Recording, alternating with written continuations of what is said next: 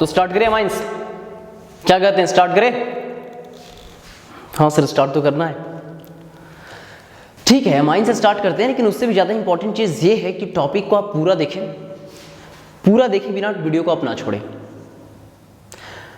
आप पूरा 100% देखो, उसके बाद आपको लगे कि हाँ आपका टाइम का वेस्टेज करवा दिया मैंने, तो आप वीडियो को डिसलाइक मारो, और मैं तो बोलूँगा 5 लोगों से और डिसलाइक मरवाओ। अच्छा मैं इसको बहुत ही मतलब घमंड के तौर पे नहीं कर रहा हूँ, बिलीव मी बहुत ही मेहनत से आपके लिए वीडियो बनाया हूँ। तो आप प्रॉपर वीडियो को देखो, और कोशिश मेरा ये रहा है कि कहते हैं ना कि पूरे सागर को एक छोटे से गागर में भरने वाला काम, तो कोशिश यही रहा है कि जो अमाइंस को आप 6 घंटे 7 घंटे 8 घंटा में पढ़ते हैं अच्छे लेवल पे, उस लेवल के कंटेंट को मैं इतने कम टाइम में, जितना वीडियो का बेसिकली लेंथ आप देख रहे हैं उतने देर में बेसिकली कोशिश किया गया है कि उसमें संजोया जाए। तो स्टार्ट करते हैं, बहुत ज़्यादा टाइम वेस्ट ना करते हुए, ठीक है? ओके स्टार्ट करें।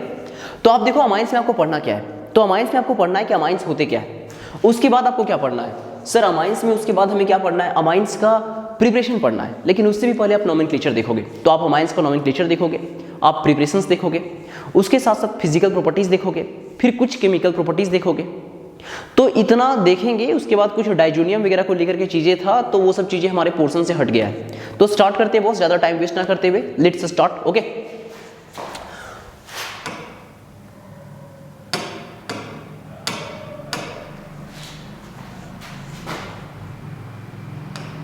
देखो आप इससे परिचित हैं? हाँ सर ये तो एमोनिया है। हम पूछेंगे ये ऑर्गेनिक कंपाउंड है कि इनऑर्गेनिक कंपाउंड है, आप बोलोगे सर कार्बन का कंपाउंड ही नहीं है, ये तो इनऑर्गेनिक कंपाउंड है। चलो ठीक है, बहुत अच्छी बात है। हम पूछेंगे इसका हाइब्रिडाइजेशन आप बता दो, आप बोलोगे सर 3 सिग्मा बॉन्ड है और 1 लोन पेयर है, तो डेफिनेटली 3 यहाँ पे क्या है, सिग्मा बॉन्ड है, बॉन्ड पेयर है, और साथ में 1 लोन पेयर है, ठीक है? तो आपका कहना है कि सर डेफिनेटली इसका हाइब्रिडाइजेशन क्या हो जाएगा, इसका हाइब्रिडाइजेशन हो जाएगा sp3, स्टेरिक नंबर 4 है, दैट इज हाइब्रिडाइजेशन sp3 होगा। हम पूछे एक्सपेक्टेड बॉन्ड एंगल क्या होना चाहिए, हम पूछे एक्सपेक्टेड बॉन्ड एंगल क्या होना चाहिए, तो आप बोले सर 109 डिग्री 28 मिनट होना चाहिए था। बट चूंकि यहाँ पे क्या है कि लोन पेयर है, तो लोन पेयर क्या करेगा, बॉन्ड पेयर को रिपेल करेगा, तो आप बोलिएगा सर जो एंगल होगा ना वो एंगल लेस देन होगा 109 डिग्री 28 मिनट, ठीक है? आई थिंक एंगल 107.8 होता है, तुम्हें डाटा नहीं रटना है, बस इतना ध्यान रखना है कि यहाँ पे लोन पेयर होने के कारण एंगल थोड़ा सा घट गया, ठीक है? तो ये इनऑर्गेनिक कंपाउंड है सर, इसके बारे में आप इतना जिक्र क्यों कर रहे हैं, ये तो मुझे पढ़ना भी नहीं है, मुझे तो अमाइंस पढ़ना है। आप टू द पॉइंट आओ, नहीं आराम से सुनो, ठीक है? आपको अमाइंस ही पढ़ना है बॉस, लेकिन थोड़ा ध्यान से देखो। इस एमोनिया में जो लोन पेयर है ना, तो लोन पेयर होने के कारण ये अपने लोन पेयर को डोनेट कर सकता है, और अगर ये लोन पेयर को डोनेट कर सकता है तो ये लुईस बेस है। अगर ये अपने लोन पेयर को डोनेट कर सकता है तो क्या है, लुईस बेस है। तो सबसे पहला इंपॉर्टेंट चीज़ ये है कि ये लुईस बेस है, एमोनिया, बहुत अच्छी बात है। अब हम लोग क्या करेंगे, ये एक लुईस बेस है, हम बोले कि एमोनिया क्या है, तो सर एक लुईस बेस है। चलो ठीक है, बहुत अच्छी बात है, एमोनिया एक लुईस बेस है। अब इसके साथ हम लोग क्या देखेंगे बॉस, देखो तो इसके साथ आपको ये देखना है, ये जो एमोनिया था, एमोनिया से पहले सबसे पहले आप देखो एमोनिया से आपको क्या बनाना है। एमोनिया जो था ना ये NH3 था, एमोनिया जो था NH3, नाइट्रोजन के साथ 3 हाइड्रोजन, दैट इज एमोनिया, ठीक है? ये आपका एमोनिया हो गया। आप एक हाइड्रोजन को रिप्लेस कर दो और एक अल्काइल ग्रुप लगा दो, ठीक है? अल्काइल,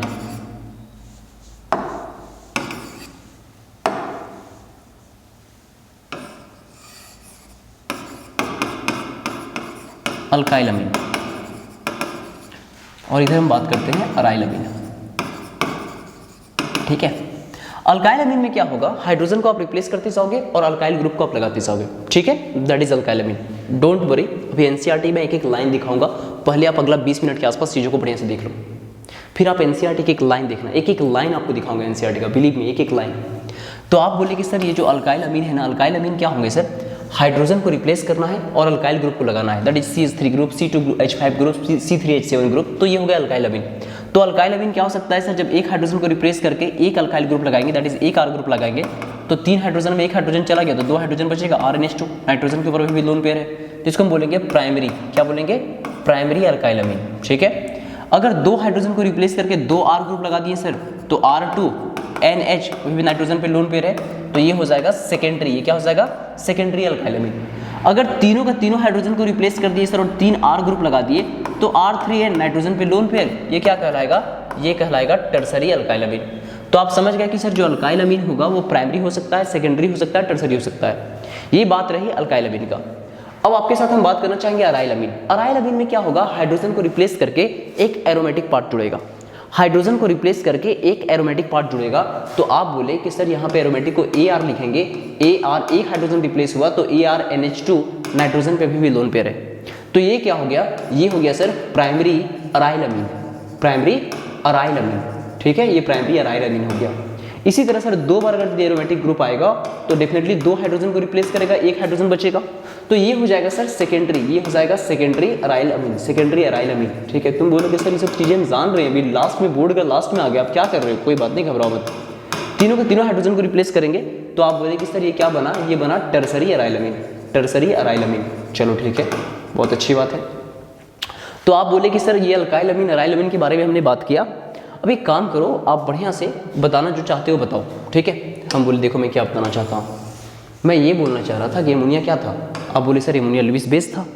एमोनिया क्या था, तो आप बोले सर एमोनिया लेविस बेस था। ये जो एमोनिया था ना भाई साहब, एमोनिया का अच्छा लेविस बेस था, इस नाइट्रोजन के ऊपर 3-3 लोन पेयर था। अब तुम सिंपली सोचो, इस निमोनिया में हम एक हाइड्रोजन को रिप्लेस करके एक R ग्रुप लगाते हैं, एक R ग्रुप लगाते हैं, तो तुमको पता है ना ये लेविस बेस है, मतलब क्या है, इसका टेंडेंसी है अपने लोन पेयर को किसी को डोनेट करेगा, ये अपना लोन पेयर को किसी को डोनेट करना चाहेगा। अब ये डोनेशन का मतलब ये है ना, जन्म से ही बेसिकली दानी है, ये दान देना चाह रहा है। ठीक है भाई, दान देना चाह रहा है।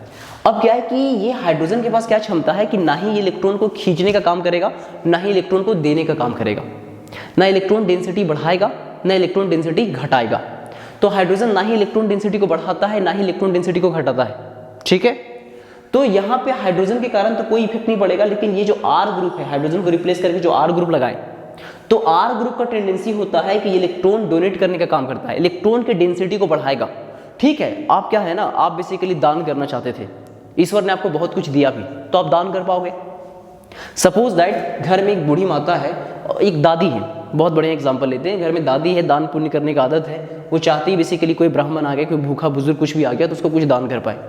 अब वो दादी के बेसिकली क्या है ना, जो बेटा लोग है वो क्या है, देखो मतलब अपने आपके पिताजी लोग, चाचा लोग क्या है कि दादी को पैसा देते हैं कि हाँ माँ एक काम करो, ये सब दान पुण्य वाला काम करते रहो।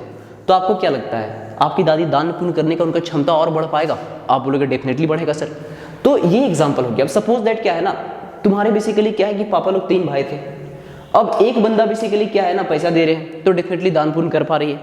अगर दोनों देखो अगर क्या है ना कि 2 R ग्रुप हो, 2 R ग्रुप हो, तो आपको नहीं लग रहा है 2 R ग्रुप होगा तो दोनों को दोनों इलेक्ट्रॉन डेंसिटी बढ़ाएगा, और दोनों इलेक्ट्रॉन डेंसिटी बढ़ाएगा तो कहीं ना कहीं जो है सो अपने लोन पेयर को डोनेट करने का टेंडेंसी नाइट्रोजन का और बढ़ जाएगा। तो आप बोले सर जो सेकेंडरी अमीन होता है, सेकेंडरी अमीन और अच्छा बेसिक होगा प्राइमरी अमीन से, क्योंकि सर सेकेंडरी अमीन में जैसे अपना लोन पेयर को डोनेट करना चाहेगा तो उसके इलेक्ट्रॉन का ज़्यादा कमी नहीं होगा। ये जो अल्काइल ग्रुप है ये इलेक्ट्रॉन डेंसिटी का बढ़ाने वाला काम करेंगे। ये सब क्या है, तो R ग्रुप जो होते हैं इलेक्ट्रॉन डोनेटिंग ग्रुप होते हैं। ये क्या होते हैं, ये होते हैं इलेक्ट्रॉन डोनेटिंग ग्रुप। समझ में आ रहा है? पापा के साथ आपके चाचा भी बेसिकली आपकी दादी को पैसा दे रहे हैं कि हाँ माँ एक काम करो, दान पुण्य खूब करो, बढ़िया से करो। अब तीसरा कंडीशन क्या है ना, तीसरा कंडीशन में क्या है, तीसरा कंडीशन में ये देखो, एक और चाचा है, वो भी क्या कर रहे हैं, वो भी कर रहे हैं हाँ माँ एक काम करो, दान पुण्य बढ़िया से करो, वो भी पैसा दे रहे हैं कि हाँ आप दान पुण्य बढ़िया से करो। तो आपको क्या लगता है, वो जो बूढ़ी दादी हैं वो आसानी से दान पुण्य कर सकती हैं? तुम बोलोगे डेफिनेटली कर सकती हैं सर। अगर वो करेंगी तो उनके पास दरिद्रता नहीं आ जाएगा, मतलब वो पैसा का कमी होगा लेकिन कहीं ना कहीं मतलब घर से वो भरपाई हो जाएगा, क्योंकि हाँ टेंडेंसी है कि सबको क्या है ना उनको दान करने के लिए कुछ ना कुछ सपोर्ट कर रहे हैं। तो आप बोले सर इलेक्ट्रॉन डेंसिटी नाइट्रोजन के ऊपर कम नहीं होगा, क्योंकि यहाँ पे इलेक्ट्रॉन डोनेटिंग ग्रुप बेसिकली बढ़ते गया। तो आप बोले सर प्राइमरी अमीन में एक इलेक्ट्रॉन डोनेटिंग ग्रुप है, एक इलेक्ट्रॉन डोनेटिंग ग्रुप है, सिर्फ और सिर्फ एक इलेक्ट्रॉन डोनेटिंग ग्रुप है। सेकेंडरी अमीन में 2 इलेक्ट्रॉन डोनेटिंग ग्रुप है, और टर्सरी अमीन में 3 इलेक्ट्रॉन डोनेटिंग ग्रुप है। तो आप समझ पाए कि जो इलेक्ट्रॉन डोनेटिंग ग्रुप है प्राइमरी अमीन में 1 है, सेकेंडरी अमीन में 2 है, और टर्सरी अमीन में 3 है। तो इतना आसानी से आप समझ पाएं कि सर एमोनिया से ज़्यादा अच्छा बेसिक होगा प्राइमरी अमीन, और प्राइमरी अमीन से ज़्यादा अच्छा बेसिक होगा सेकेंडरी अमीन, और सेकेंडरी अमीन से ज़्यादा अच्छा बेसिक होगा टर्सरी अमीन। तो आप बोले कि सर इस डायरेक्शन में प्राइमरी से सेकेंडरी, सेकेंडरी से टर्सरी, ये क्या बढ़ते जा रहा है सर, बेसिक नेचर बढ़ रहा है, बेसिक कैरेक्टर बढ़ रहा है, बेसिक कैरेक्टर बढ़ रहा है, बेसिक कैरेक्टर बढ़ रहा है, बेसिक कैरेक्टर इंक्रीज हो रहा है। बेसिक कैरेक्टर इंक्रीज हो रहा है, सिंपल सा बात था।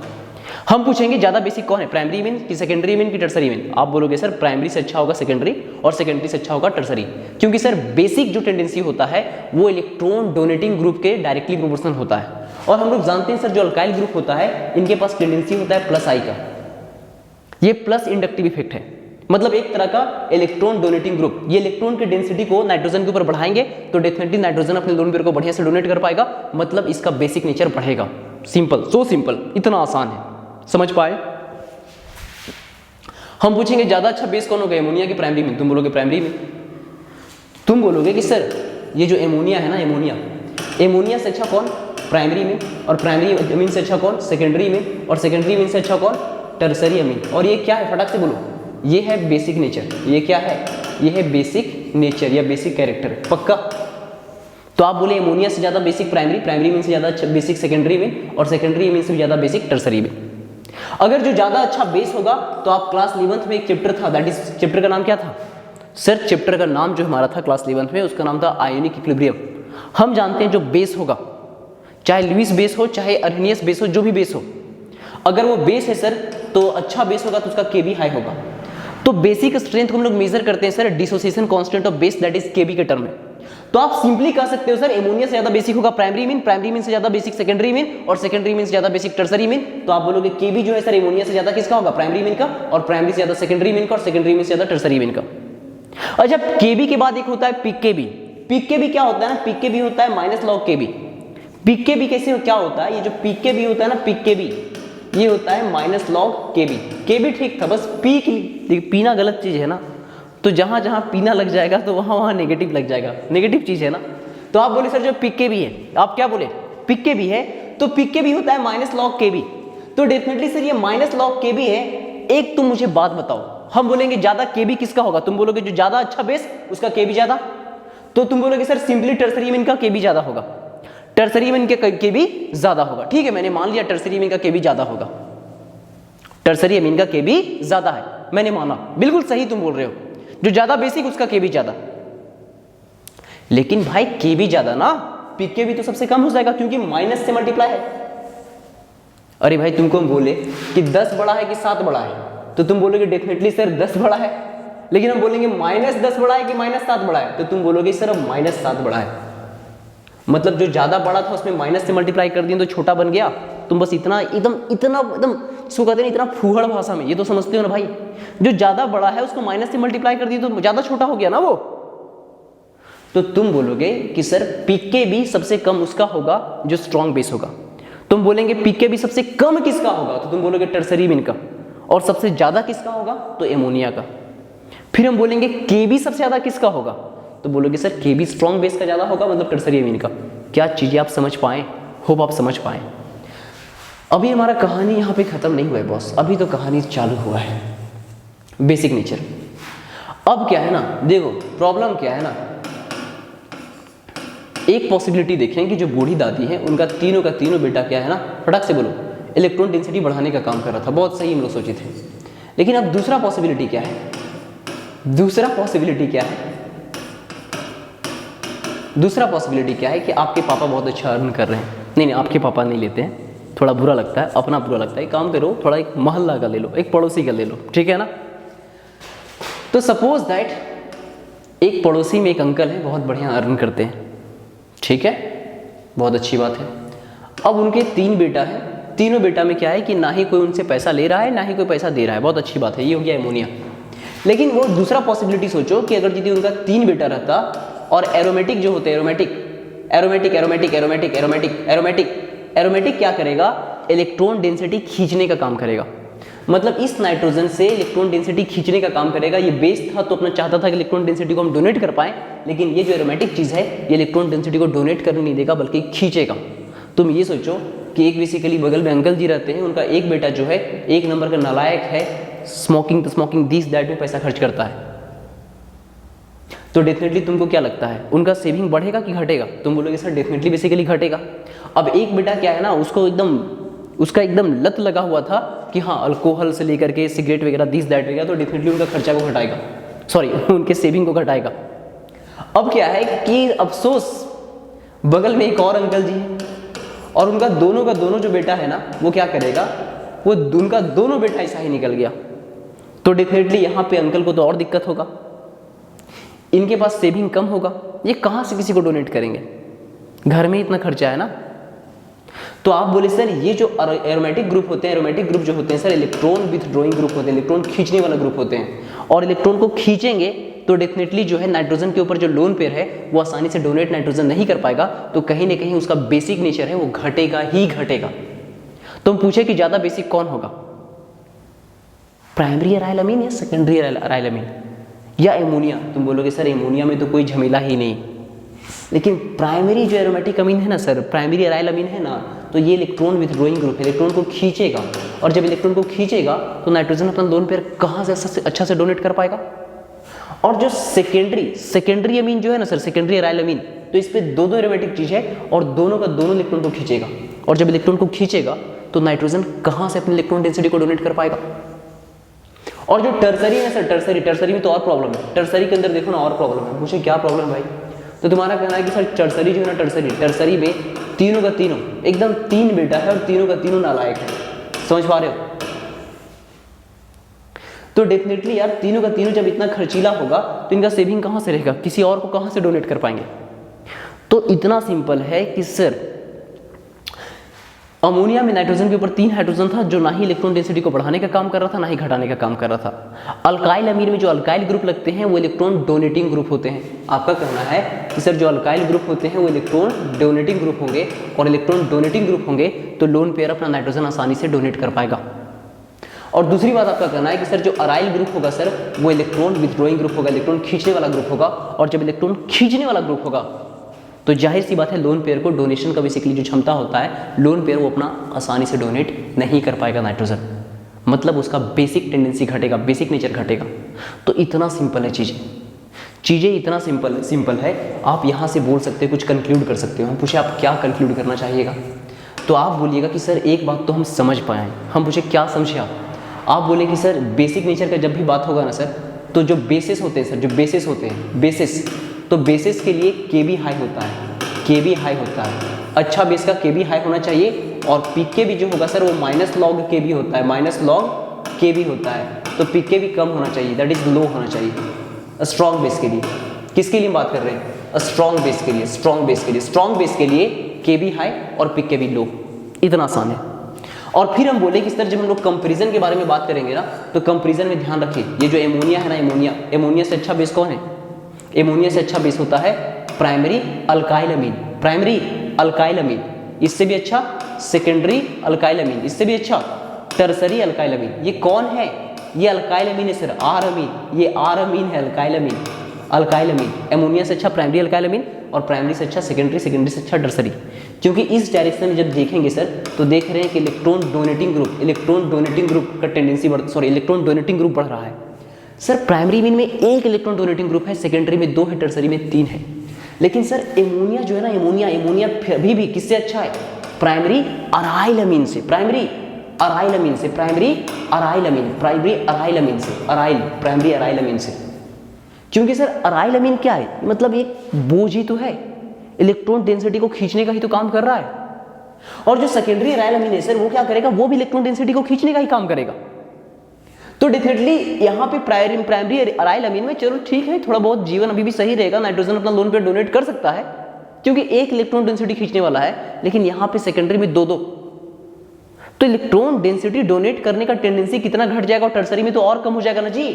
तो आप यहाँ बोले कि सर सेकेंडरी अराइल अमीन हम बोल रहे हैं, अराइल दैट इज एरोमेटिक, और उसके बाद टर्सरी अराइल अमीन। तो ये बात आप किए।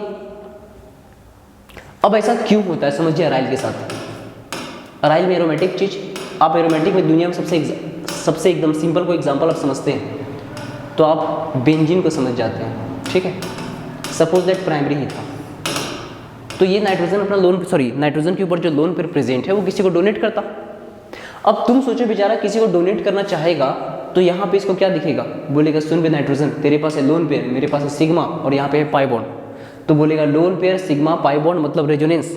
बोलेगा एक काम कर भाई, अपने लोन पेयर को यहाँ दे, तो किसी और को मत दे, तू यहाँ दे और रेजोनेंस में इन्वॉल्व हो जा, और जैसे रेजोनेंस में बेसिकली यहाँ पे नाइट्रोजन अपने लोन पेयर को यहाँ डोनेट करेगा, तो यहाँ पे तो डबल बॉन्ड आ जाएगा और ये इलेक्ट्रॉन यहाँ उठ के चला जाएगा, तो यहाँ पे नेगेटिव और पूरा का पूरा रेजोनेंस चलेगा। मतलब ये जो इलेक्ट्रॉन है ये किसी को डोनेट करने का टेंडेंसी नाइट्रोजन का कम है, क्योंकि ये इलेक्ट्रॉन्स जो है वो रेजोनेंस में पार्टिसिपेट कर रहे हैं। इतना आसान सा चीज़ था, आप समझ पाए? अरे समझ पाए? डेफिनेटली आप समझ पाए होंगे। लेकिन अब यहाँ पे एक और पंगा आने वाला है, और वो पंगा क्या है कि सर ये सब कुछ बातें सही था जब तक आप हवा में बात कर रहे थे। हवाई में सब कुछ सही लगता है। जीवन का मज़ा देखना है ना, तो एक काम कीजिए, पानी में बेसिकली डूब के देखिए, तो समझ में आएगा कि हाँ कितना दम है, सब कुछ पानी पानी हो जाएगा। नहीं तो आपका कहना है सर हवा में बातें सब कुछ सही लग रहा है कि अल्काइल अमीन ज़्यादा अच्छा बेसिक होगा अमोनिया से, और एमोनिया ज़्यादा अच्छा बेसिक होगा अराइल अमीन से। तो आपका कहना है सर एकदम हवाई वाली बात आप करते हैं, और आप क्या कर रहे हैं, आप बोल रहे हैं अल्काइल अमीन। आप क्या कह रहे हैं, अल्काइल अमीन ज़्यादा बेसिक है किससे, अमोनिया से, और उसके बाद अमोनिया अच्छा है अराइल अमीन से, अराइल अमीन से। तो अगर दी बेसिक नेचर के बारे में हम बात करें, क्या बात करें बॉस, बेसिक नेचर के बारे में हम बात करें, तो आप बोलोगे सर सबसे अच्छा बेस अगर कुछ है तो अल्काइल अमीन, अल्काइल अमीन के बाद एमोनिया, और सबसे घटिया कुछ है तो अराइल अमीन है। तुम बोलोगे सर ये जो अल्काइल अमीन है ना सर, अल्काइल अमीन एनसीईआरटी में कहीं लिख लेना, ये जो अल्काइल अमीन है सर ये क्या है, इलेक्ट्रॉन डोनेटिंग ग्रुप है, और electron donating group directly proportional होता है बेसिक नेचर से, बेसिक नेचर से। और ये जो अराइल अमीन है ना सर, अराइल अमीन ये इलेक्ट्रॉन विथड्रॉइंग ग्रुप है, और ये जो होता है ना ये डायरेक्टली प्रोपोर्शनल होता है किससे, फटक से बोलो, सॉरी ये इन्वर्सली प्रोपोर्शनल कर दो, आप ये इन्वर्सली प्रोपोर्शनल कर दो, इन्वर्सली प्रोपोर्शनल कर दो बेसिक नेचर से, बेसिक नेचर से। ये डायरेक्टली होता है एसिडिक नेचर से, लेकिन इन्वर्सली होगा बेसिक नेचर से। आप समझ पाए? अब ये हवा में सब कुछ बात सही था, लेकिन जैसे हम अल्काइल अमीन या अराइल अमीन के बारे में बात करेंगे किसी एक्वस मीडियम में, वाटर वगैरह में, तो एक्वस मीडियम में हाइड्रोजन बॉन्डिंग नाम का भी चीज काम करेगा।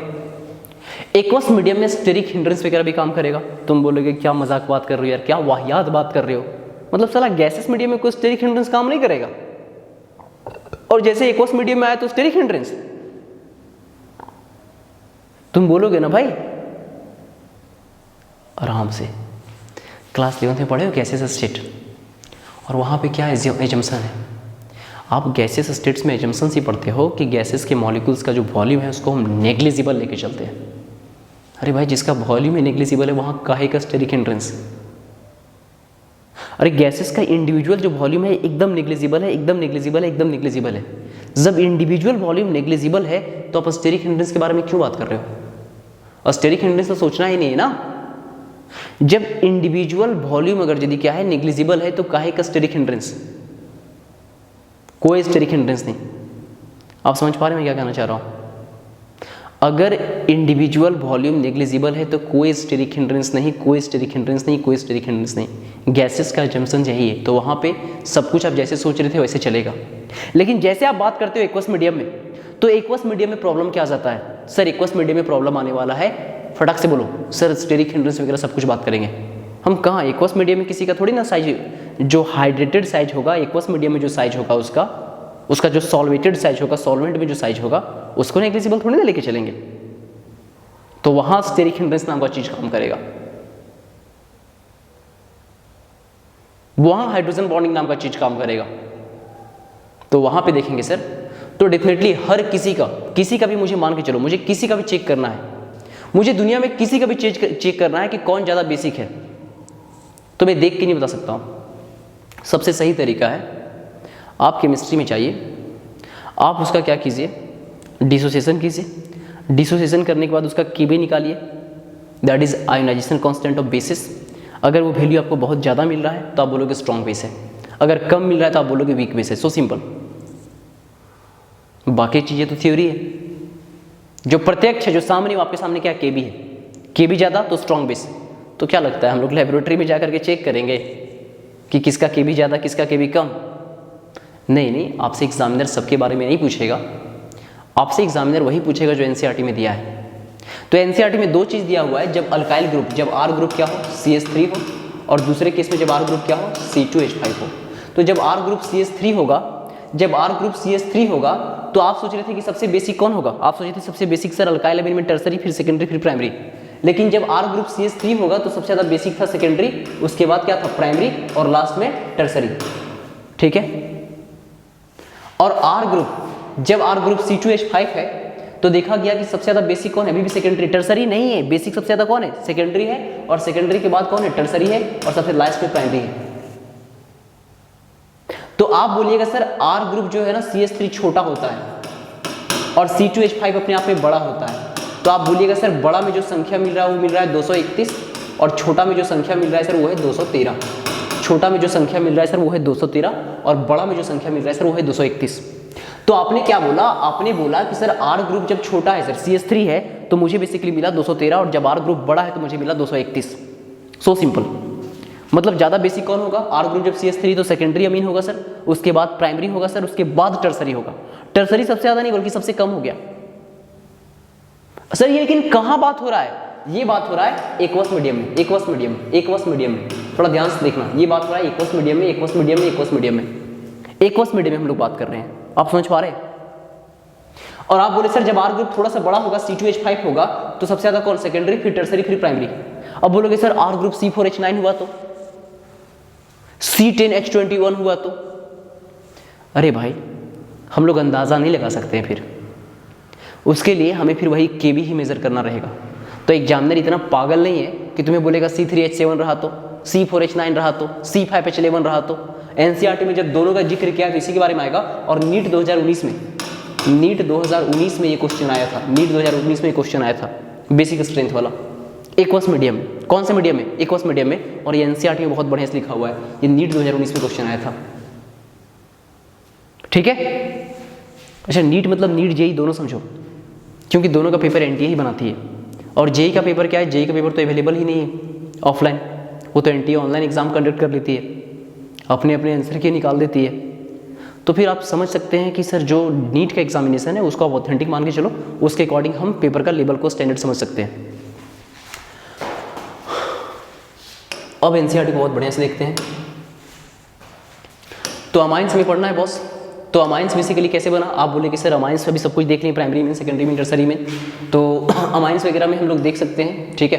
ये अल्काइल अमीन है, ये C6H5 मतलब बेंजीन वाला रिंग है फिनाइल वाला, दैट इज एराइल अमीन है। ये भी क्या है, ये जो है क्या है, दो अल्काइल ग्रुप, दो हाइड्रोजन रिप्लेस हुआ, सेकेंडरी अल्काइल अमीन है। ये क्या, टर्सरी अल्काइल अमीन है। तो स्ट्रक्चर ऑफ अमीन्स यहाँ पे दिखा रहा है कि देखो अमोनिया में नाइट्रोजन के साथ 3 हाइड्रोजन होता है। यहाँ पे टर्सरी अमीन दिखाया है, ठीक है। यहाँ पे टर्सरी अमीन दिखाया है, 3 बार मिथाइल है तो ट्राई मिथाइल अमीन है पक्का। ये ट्राई मिथाइल अमीन है, तो यहाँ पे दिखा रहा है कि 3 बॉन्ड पेयर है, एक लोन पेयर है, तो एंगल होना चाहिए था 190 28 मिनट, लेकिन थोड़ा सा कम है लोन पेयर होने के कारण, यहाँ पे 108 डिग्री है। सो सिंपल, कोई बड़ा कुछ यहाँ पे रॉकेट साइंस नहीं था। अब क्लासिफिकेशन है, तो अमोनिया से बेसिकली प्राइमरी अमीन बना, प्राइमरी यहाँ पे अमीन बना, उसके बाद सेकेंडरी अमीन बना, टर्सरी अमीन बना। प्राइमरी अमीन में क्या है, 1 हाइड्रोजन रिप्लेस हुआ है, सेकेंडरी में 2 हाइड्रोजन रिप्लेस हुआ है, और टर्सरी में 3 हाइड्रोजन रिप्लेस हुआ है। अच्छा नॉमेनक्लेचर तो एकदम बहुत आसान है। नॉमेनक्लेचर क्या दिखना है आपको, अमीन्स को नॉमेनक्लेचर में कुछ भी खास नहीं था, आपको एक लॉन्गेस्ट कार्बन चेन दिखना है, एज इट इज। देखो प्राइमरी अमीन के लिए लॉन्गेस्ट कार्बन चेन दिखना है और लास्ट में लगा देना अमाइन। जैसे देखो सपोज दैट CH3NH2 है तो क्या दिक्कत है, बोलेंगे मीथानामाइन, मीथानामाइन। अगर C3H7NH2 है तो क्या बोलेंगे, प्रोपनामाइन, क्या बोलेंगे, प्रोपनामाइन। अगर C5H11NH2 है तो क्या दिक्कत है, पेंटानामाइन। तो इस तरह से बात करेंगे, और वही अगर अमाइन का पोजीशन कहाँ है उसको भी दिखा देंगे। लेकिन अब इस बात को और समझो, लेकिन आपको इस बात को भी ध्यान रखना है। वो बात क्या है बॉस, कि सर प्राइमरी अमीन नहीं, अगर सेकेंडरी अमीन रहा तो उसका नामकरण कैसे करेंगे, टर्सरी अमीन रहा तो उसका नामकरण कैसे रहेंगे। जब सेकेंडरी अमीन या टर्सरी अमीन रहा तो IUPAC आपको कन्वेंशन देती है कि सेकेंडरी अमीन टर्सरी अमीन में क्या है। देखो सेकेंडरी अमीन है मतलब क्या है, सेकेंडरी अमीन है बॉस मतलब 1 हाइड्रोजन बचा, 2 अल्काइल ग्रुप जुड़ा हुआ है नाइट्रोजन के साथ। अरे थोड़ा सिंपली सोचो यार, सेकेंडरी अमीन है बॉस, तो सेकेंडरी अमीन में क्या है, 1 तो हाइड्रोजन हो गया और 2 अल्काइल ग्रुप हो गया। तो ये हो सकता है चाहे ये लॉन्गेस्ट कार्बन चेन होगा तो ये सब्स्टिट्यूट होगा ना जी, और ये लॉन्गेस्ट कार्बन चेन होगा तो ये सब्स्टिट्यूट होगा सेकेंडरी अमीन में। टर्सरी अमीन में क्या है, टर्सरी अमीन में ये भी R ग्रुप है, ये R ग्रुप, ये भी R group, 3 R group, R या एरोमेटिक जो भी ग्रुप है। तो यार लॉन्गेस्ट कार्बन चेन तो एक ही होगा ना, पेरेंट चेन। तो बाकी ये दोनों सब्स्टिट्यूट होगा, तो मुझे लिखना पड़ेगा N, यहाँ अगर मिथाइल है तो N मिथाइल, और ये यहाँ इथेन था तो N मिथाइल इथेनामाइन। भाई देखते हैं एग्जाम्पल, देखते हैं, घबराइए मत, एग्जाम्पल देखेंगे। कहने का मतलब है कि सेकेंडरी के केस में, कहने का मतलब है सेकेंडरी के केस में और टर्सरी एमीन के केस में यहाँ पे हम लोग नाइट्रोजन का जो है इसको सब्स्टिट्यूट के तौर पे नाइट्रोजन जो है ये तो एक तो लॉन्गेस्ट कार्बन चूज करेंगे जो भी होगा। चलिए बॉस, बहुत ही आसान है, फटाक से बोलो कि सर प्राइमरी तो आप बता ही दिए, सेकेंडरी में क्या बोले, सेकेंडरी में एन के साथ आपको बेसिकली एक सब्स्टिट्यूट दिखाना है और फिर पेरेंट चेन को बोलना है, और टर्सरी में एन एन 2 बार लिखेंगे और दोनों सब्स्टिट्यूट को दिखाएंगे, दैट इज दोनों अल्काइल ग्रुप को, और एक अल्काइल ग्रुप जो तीसरा अल्काइल ग्रुप है वो पेरेंट चेन होगा जो कि लॉन्गेस्ट होगा।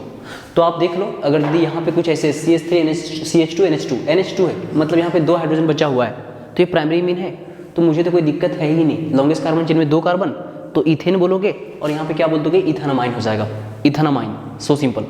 यहाँ पे 3 है तो वही प्रोपेन होता है, तो आप बोलोगे प्रोपेनामाइन, पक्का।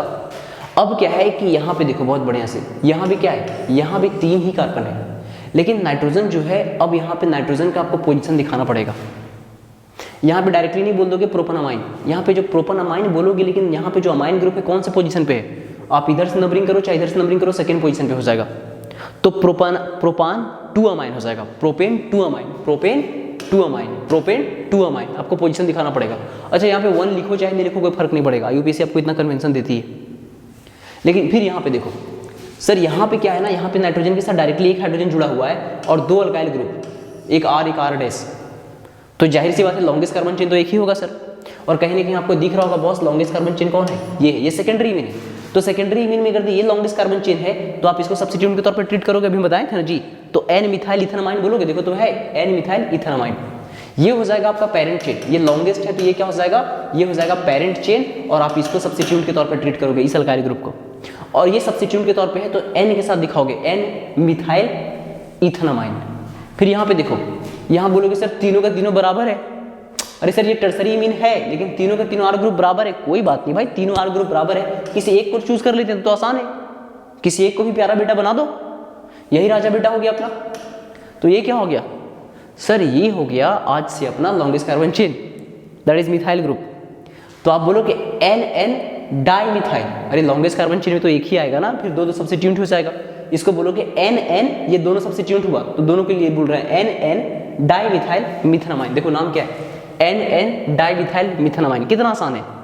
अब इसको देखो, फिर ये भी टर्सरी मीन है, तो एक R ग्रुप, ये R ग्रुप और एक तीसरा R ग्रुप, तो लॉन्गेस्ट कार्बन वाला R ग्रुप तो ये, तो पेरेंट चेन तो ये हो जाएगा 1 2 3 4 4 है, तो डेफिनेटली हम बोलेंगे पहले कार्बन से N ग्रुप जुड़ा हुआ है, नाइट्रोजन ग्रुप, तो ये दोनों सब्स्टिट्यूट हो गए तो बोलेंगे एन एन, ये इथाइल इथाइल है ना जी, तो N N di ethyl, N N di ethyl, और लॉन्गेस्ट कार्बन चेन में कितना है फटाक से बोलो, अरे लॉन्गेस्ट कार्बन चेन में कितना है 4 कार्बन है, तो ब्यूटानामाइन बोलोगे, अरे क्या बोलोगे ब्यूटानामाइन, तो आप बोलोगे N N di ethyl, N N di ethyl, N N di ethyl, उसके बाद आप क्या बोलोगे ब्यूटेन 1 अमाइन। ये जो अमाइन ग्रुप है ये बेसिकली फर्स्ट पोजीशन पे जुड़ा हुआ है इस कार्बन के। तो खैर अगर यदि आप 1 नहीं भी लिखते तो भी कोई दिक्कत नहीं था, आप इसको लिख सकते थे एन एन डाई इथाइल ब्यूटानामाइन, समझ में आ जाता है भाई कि ब्यूटानामाइन बोला है मतलब फर्स्ट पोजीशन पे ही अमाइन ग्रुप जुड़ा हुआ है। फिर इसको देखो सर, इसमें कोई दिक्कत ही नहीं सर, ये प्राइमरी मीन है, तो प्राइमरी मीन है लॉन्गेस्ट कार्बन चेन में 3 कार्बन है, तो 3 कार्बन है, इस बार प्रोपेन नहीं भाई, इस बार प्रोपीन है, तो मुझे दिखाना पड़ेगा कि डबल बॉन्ड सेकेंड पोजीशन पे आ रहा है, तो आपको लिखना पड़ेगा, क्या लिखना पड़ेगा, प्रोपेन की जगह लिखोगे प्रोप 2 इन, प्रोप 2 इन 1 अमाइन लिखो, चाहे नहीं लिखो आप लिख सकते हो प्रोपेन 2 इन अमाइन, सॉरी प्रोप 2 इन, और इन का ई हटा देना तो प्रोप 2 इन अमाइन। तो यहाँ पे क्या है देखो, तो यहाँ पे है कि सर ठीक है बार बार 1 लिखा दे रहा है, तो ठीक है 1 आप दिखा भी सकते हो, 1 नहीं भी दिखा सकते हो, ये आईपीसी आपको कन्वेंशन देती है, आप 1 नहीं लिखोगे तो आपका नंबर नहीं कटेगा। तो प्रोप 2 इन 1 अमाइन हो गया, इतना आसान था। अब इसको देखो ये क्या दिख रहा है, फटाक से बोलो कि सर इसमें तो 2 बार अमाइन ग्रुप दिख रहा है, कोई दिक्कत नहीं, लॉन्गेस्ट कार्बन चेन में 6 कार्बन है सर, तो 6 कार्बन है, तो एक पहला कार्बन पे यहाँ पे अमाइन ग्रुप है और एक अंतिम कार्बन पे, दोनों टर्मिनल पे, एक फर्स्ट पे एक 6 पे, एक फर्स्ट पे एक 6 पे, तो इसको हम बोलेंगे hexane 1,6 diamine, hexane 1,6 diamine, hexane 1,6 diamine. और इसको बेसिकली आईयूपीएससी बोलती है कि आप इसको एनिलीन बोलो, ठीक है, इसको आप एनिलीन बोलो या बेंजामाइन भी बोल सकते हो। अगर एनिलीन बोलेंगे तो ये पहला पोजीशन हो गया, दूसरा पोजीशन तो बोलेंगे 2 मिथाइल एनिलीन, इसको आप देखो ये पहला पोजीशन है, तो सेकेंड थर्ड 4 पे बोलेंगे 4 ब्रोमो एनिलीन, 4 ब्रोमो एनिलीन। अब इसको देखो, आपको ये क्या दिख रहा है, एन के साथ एक बार सर एरोमेटिक ग्रुप और 2 बार अल्काइल ग्रुप, 2 बार अल्काइल ग्रुप, मतलब सर इसमें नाइट्रोजन के साथ डायरेक्टली कोई भी हाइड्रोजन नहीं जुड़ा हुआ है, तो ये नाइट्रोजन अपने आप में टर्सरी एमीन है। टर्सरी एमीन माने, लेकिन टर्सरी एमीन मानेंगे तो कोई ना कोई एक पेरेंट चेन होगा, तो इस पे 2 मिथाइल है और एक बेंजीन वाला पार्ट है, तो हम क्या बोलेंगे, डेफिनेटली जो बेंजीन वाला पार्ट है वही मेरा पेरेंट चेन होगा। तो दोनों बेसिकली मिथाइल को सब्स्टिट्यूट के तौर पे दिखाएंगे, NN क्या बोलेंगे, NN डाइमिथाइल बेंजनमाइन। देखो NN डाइमिथाइल बेंजनमाइन। अरे भैया टेक अवे इतना था ना कि प्राइमरी एमीन को आप बेसिकली क्या है ना, NN सब्स्टिट्यूट दिखाना नहीं पड़ता है, इथेनमाइन, प्रोपेनमाइन, ब्यूटानमाइन, ब्यूटानाइन 2 अमाइन, ब्यूटानाइन 3 अमाइन, इस तरह आपको बेसिकली, सॉरी 3 तो ब्यूटानमाइन, 3 अमाइन कोई स्ट्रक्चर ही नहीं बनेगा, pentanamine, pentanamine sorry pentane 2 amine, pentane 3 amine, तो आप इस तरह से वहाँ पे लिखते हो प्राइमरी वेन में। सेकेंडरी वेन में आपको सब्स्टिट्यूट लिखना पड़ता है, N इथाइल मिथा sorry N methyl ethanamine, N propyl butanamine, इस तरह आपको लिखना पड़ेगा, एक सब्स्टिट्यूट दिखाना पड़ेगा और एक लॉन्गेस्ट कार्बन चेन। टर्सरी में आपका 2 सब्स्टिट्यूट हो जाएगा, एक लॉन्गेस्ट कार्बन चेन के अंदर आएगा, तो वहाँ लिखना पड़ेगा NN, अगर 2 मिथाइल है तो NN डाइमिथाइल इथेनमाइन, NN डाइमिथाइल ये बेंजनमाइन, तो इस तरह से आएगा। घबराना नहीं, IUPAC हमारा खत्म हो गया, इतना आसान था यार। अब थोड़ा सा चीज़ों को जल्दी करते हैं, प्रिपरेशन। तो प्रिपरेशन के लिए NCERT में बस 4 तरीका है, हमें 4 तरीका पढ़ना है, इसके बाहर हम कुछ भी नहीं जानेंगे। Preparation of amine, preparation of amine, amine का प्रिपरेशन देखते हैं। तो अमीन का प्रिपरेशन के लिए 4 तरीका है, कितना तरीका है, 4 तरीका। तो पहला तरीका जो है अमीन का प्रिपरेशन के लिए वो है बॉस रिडक्शन। फर्स्ट तरीका है आपका रिडक्शन, फर्स्ट वन। और रिडक्शन के अंदर फर्दर सब कैटेगरीज हैं 3। एक रिडक्शन है नाइट्रो कंपाउंड का, एक है नाइट्रो कंपाउंड का, दूसरा रिडक्शन आप देखोगे, फटाक से बोलो सर, दूसरा रिडक्शन अगर दिन नाइट्रो कंपाउंड के बाद देखेंगे तो नाइट्राइल का दिखने वाले हैं, नाइट्राइल का, दैट इज RCl का, ठीक है। और तीसरा देखेंगे सर अमाइड का। तो एक आप बोले रिडक्शन करेंगे सर, अगर रिडक्शन करोगे, अगर आप रिडक्शन करोगे बॉस, तो डेफिनेटली आपके पास क्या होना चाहिए, आपके पास एक अच्छा रिड्यूसिंग एजेंट होना चाहिए। ये हो जाएगा नाइट्रोबेंजीन हो गया, ये नाइट्राइल ग्रुप हो गया और ये अमाइड ग्रुप हो गया। तो इनका आप रिडक्शन करोगे तो आपको क्या मिलेगा, अमीन्स मिलेंगे। तो एक तरीका हो गया रिडक्शन, ठीक है, रिडक्शन बहुत अच्छा तरीका है, पहला तरीका हो गया रिडक्शन। लेकिन रिडक्शन के लिए आपको रिड्यूसिंग एजेंट की आवश्यकता पड़ेगा। पहला इंपॉर्टेंट चीज को ध्यान रखिए, रिडक्शन के लिए क्या आवश्यकता है, रिड्यूसिंग एजेंट का। अब क्या है कि कुछ चीज़ों के लिए मुझे स्ट्रॉन्ग रिड्यूसिंग एजेंट चाहिए, कुछ चीज़ें बेसिकली क्या मॉडरेट रिड्यूसिंग एजेंट से भी काम हो जाएगा, रिड्यूस कर देगा वो। तो रिडक्शन करने के लिए एक रिड्यूसिंग एजेंट का होना बहुत ज़्यादा ज़रूरी है, हमें ध्यान रखना पड़ेगा कि किस केस में क्या रिड्यूसिंग एजेंट होगा, ठीक है। अभी देखते हैं, NCERT में रटवाते हैं आपको, डोंट वरी, घबराए नहीं। रिडक्शन के बाद आपको क्या देखने को मिलने वाला है सर, रिडक्शन के बाद जो है ना एमोनोलाइसिस है। तो एमोनोलाइसिस क्या होता है सर, एमोनोलाइसिस क्या होता है, एमोनिया के प्रेजेंस में किसी चीज़ का टूटना। अब किसका टूटना, तो एमोनोलाइसिस ऑफ RX, अल्काइल हैलाइड का एमोनोलाइसिस, इसको अल्काइलेशन भी कहते हैं, इसको क्या कहते हैं, इसको अल्काइलेशन भी कहते हैं, घबराए नहीं। तो एमोनोलाइसिस ऑफ RX देखेंगे, अभी एकदम थमिए, आराम से समझाएंगे। पहला तरीका बताया ना रिडक्शन, दूसरा क्या बताएं, एमोनोलाइसिस होगा RX का, और तीसरा क्या बताएं, फटक से बोलिए। पहला आप रिडक्शन देखें, दूसरा आप देखें एमोनोलाइसिस ऑफ RX, दूसरा आप देखें एमोनोलाइसिस ऑफ RX। अब तीसरा तरीका बताओ मुझे सर। तीसरा तरीका जो है ना थोड़ा सा कॉम्प्लिकेटेड है, घबराइल, जिसको आप घबराइल बोलो, जब्राइल बोलो, जो बोलना है बोलो। पैथैलामाइड, आप बोलोगे सर हम लोग तो पीस को सर साइलेंट लेते हैं, तो आप थैलामाइड बोलिए, ठीक है, थैलामाइड ही बोलेंगे यार हम, घबराइल थैलामाइड रिएक्शन, ठीक है। तो तीसरा, और चौथा क्या है, चौथा है हॉफमैन ब्रोमामाइड डिग्रेडेशन। जो आपका फोर्थ वन है बॉस, जो फोर्थ वन है, जो आपका फोर्थ वन है, जो फोर्थ वन वो है हॉफमैन। ये हॉफमैन साहब इसको डिस्कवर किए थे, हॉफमैन ब्रोमामाइड मतलब ब्रोमीन होगा और साथ में अमाइड होगा। डिग्रेडेशन मतलब टूटेगा, कुछ तो टूटेगा, डिग्रेडेशन। तो आप समझ गए बॉस कि 4 तरीका है, एक है रिडक्शन, दूसरा है एमोनोलाइसिस, तीसरा है घबराइल पैथैलामाइड, और चौथा है हॉफमैन ब्रोमाइड डिग्रेडेशन। तो रिडक्शन में 3 देखना है, अगर यदि मेरे पास रिडक्शन किसका करना है, सबस्ट्रेट मेरे पास हो सकता है नाइट्रो कंपाउंड हो सकता है नाइट्राइल हो, और तीसरा में हो सकता है अमाइड हो। एक मुझे देखना है एमोनोलाइसिस ऑफ RX, एक देखना है घबराइल पैथैलामाइड, और एक देखना है हॉफमैन ब्रोमाइड डिग्रेडेशन। तो this is all about preparation of amine. तो एक काम करते हैं, जल्दी से सबसे पहले मैं आपके साथ रिडक्शन के बारे में बात करता हूँ, जो NCERT में देखना है, थोड़ा जल्दी करो। एक काम करता हूँ यार, एनसीईआरटी ही दिखा देता हूँ, थोड़ा टाइम बचेगा मेरा, ठीक है, क्योंकि इस हिसाब से 3-4 घंटा लग जाएगा। देखो रिडक्शन ऑफ नाइट्रो कंपाउंड, तो देखो यहाँ पे सबसे पहले देखो नाइट्रो कंपाउंड में नाइट्रोबेंजीन यहाँ पे लिया गया है। अब नाइट्रोबेंजीन लिया गया है, एक बार रिड्यूसिंग एजेंट क्या, hydrogen over palladium, hydrogen over palladium in alcoholic medium. आपको पता है कि हाइड्रोजन जो है रिड्यूसिंग एजेंट के तौर पे होता है और कैटलिस्ट के तौर पे निकल, प्लेटिनम, पैलेडियम वगैरह होता है। तो आप देखिए कि यहाँ पर जो नाइट्रो ग्रुप था उसको यहाँ पे दोनों ऑक्सीजन को रिड्यूस करके NH2 ग्रुप लगा दिया, और NH2 ग्रुप हो गया तो डेफिनेटली प्राइमरी मीन बन गया। ये एनिलीन है सर, ये क्या है, एनिलीन।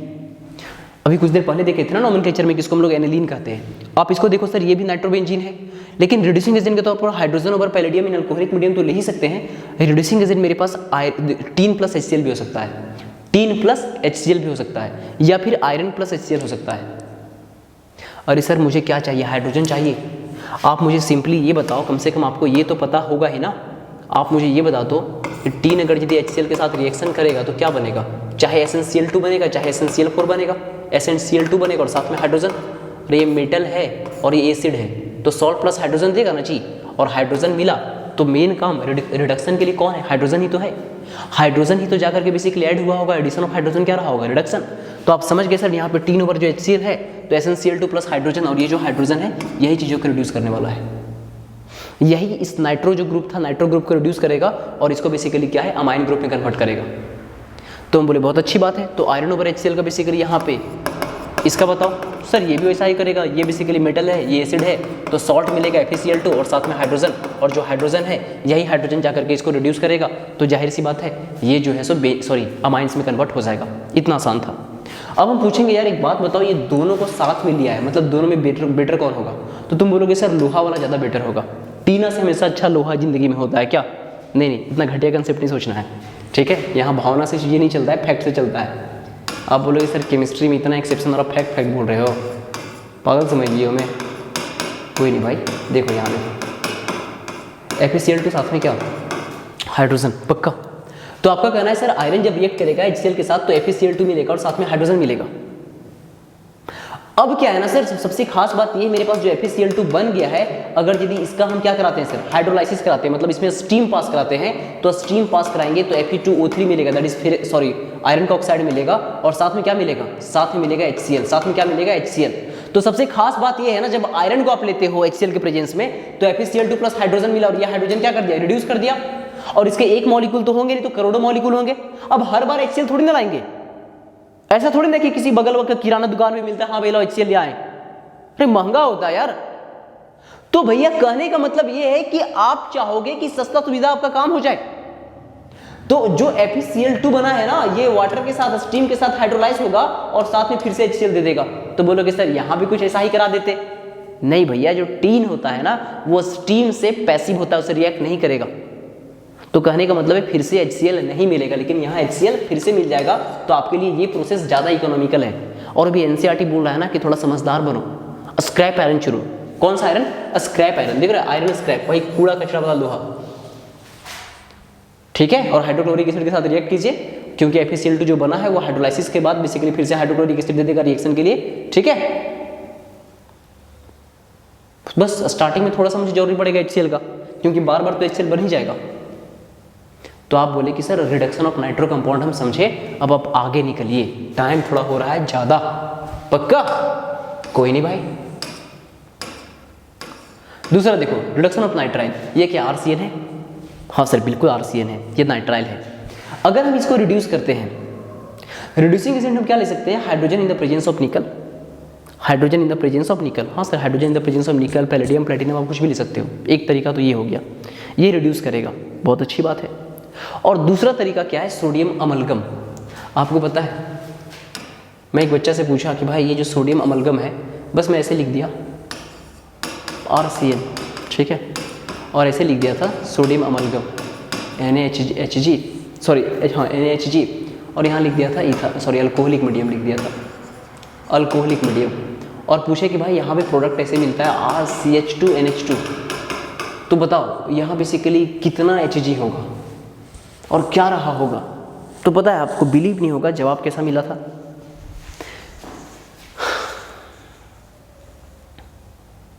जवाब ये था बॉस कि सर यहाँ पे Hg दिख रहा है ना, Hg, यहाँ पे हाइड्रोजन और जो बेसिकली सॉरी H और G टूटेगा, और H और G टूटेगा तो ये हाइड्रोजन आएगा और कार्बन और नाइट्रोजन के साथ जुड़ेगा। सोचो इतना वाहियात कंसेप्ट था। नहीं ऐसा कुछ नहीं होगा। आप समझ ही सकते हैं कि सर ये वाहियात कंसेप्ट है, ये बेकार कंसेप्ट है। काम का चीज़ ये रहा होगा कि जो सोडियम अमलगम है इन द प्रेजेंस ऑफ इथेनॉल, तो हाइड्रोजन यहाँ से आया होगा। ये Hg है सर, ये हाइड्रोजन और G नहीं है। H और G के बीच में कोई बॉन्ड नहीं, Hg है, ये मरकरी है, सोडियम अमलगम है।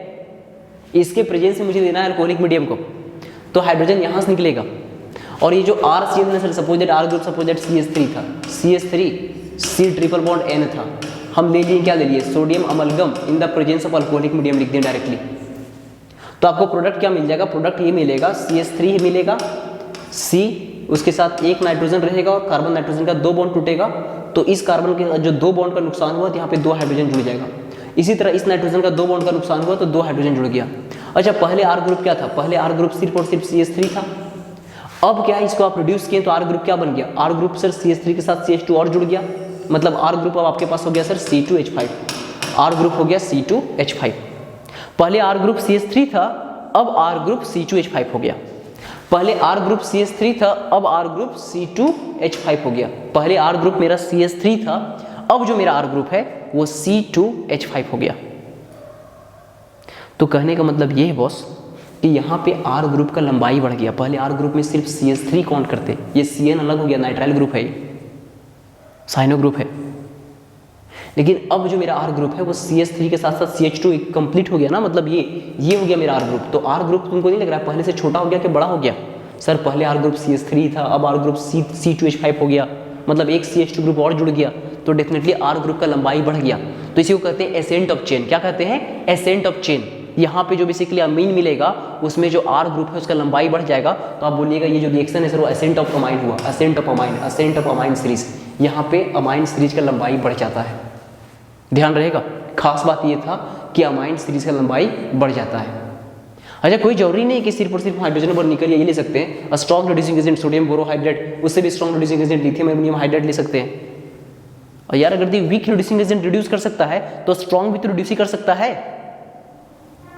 चलो ठीक है, अब रिडक्शन ऑफ अमाइड देखते हैं। आपके सामने खूबसूरत सा अमाइड रखा हुआ है। आपको रिडक्शन इस तरह से करना है कि यहाँ पे ऐसा मत बोल देना कि सर ये दोनों को तोड़ देते हैं बस RNH2 बन गया, अमाइड हो गया। हाँ ठीक है, ऐसा किसी साइंटिस्ट ने बाद में सोचा भी, जिसका नाम था हॉफमैन। वो ब्रोमीन के प्रेजेंस में रिएक्शन किया, उसके बारे में थोड़ा सा बढ़िया से देखेंगे, डोंट वरी।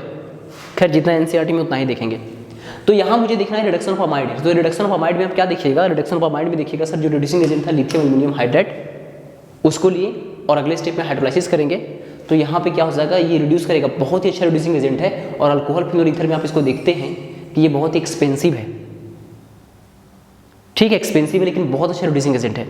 तो ये इसको बेसिकली रिड्यूस कर देगा, ये RCH2NH2 हो जाएगा, RCH2NH2 हो जाएगा, RCH2NH2 हो जाएगा, ये हो जाएगा RCH2NH2। तो आपको बस थोड़ा सा ध्यान रखना पड़ेगा कि अमाइड है तो reducing agent lithium aluminium hydrate लेना पड़ेगा। सेकंड स्टेप में हाइड्रोलाइसिस करेंगे, तब जाकर के मुझे क्या मिलेगा, फटाक से बोलो, तब जाकर के मुझे मिलने वाला है सर प्राइमरी अमीन। ठीक है, तो आप रिडक्शन देखे अभी तक। अब रिडक्शन के बाद आप एक काम करो, थोड़ा सा 2 चीज़ और देखो। एक तो देखो हॉफमैन ब्रोमाइड डिग्रेडेशन, और दूसरा देखो गब्राइल पैथिलामाइड सिंथेसिस। ये थोड़ा सा आपको पेचीदा लगता है, हाँ लगना भी चाहिए यार, क्या किया जा सकता है। मैं इसमें आपको कोई मैकेनिज्म नहीं बताऊंगा, मैं आपको उतना ही बताऊंगा जितना NCERT में आपको पढ़ना है। तो NCERT आपको क्या कर रहा है, NCERT माई बाप, NCERT सब कुछ इंपॉर्टेंट है। देखो NCERT आपको क्या कर रहा है, ये है पैथिलामाइड है, ठीक है, KOH के साथ रिएक्शन किए तो ये स्ट्रॉन्ग बेस के तौर पे भी है, एक न्यूक्लियोफाइल भी है। तो यहाँ पे बेसिक नेचर देखते हैं तो इसका बेसिकली OH माइनस, ये K प्लस OH माइनस में टूटा, और OH माइनस को क्या पसंद है, H प्लस। ये हाइड्रोजन एसिडिक हाइड्रोजन था, तो ये H प्लस और ये OH minus that is water निकल गया।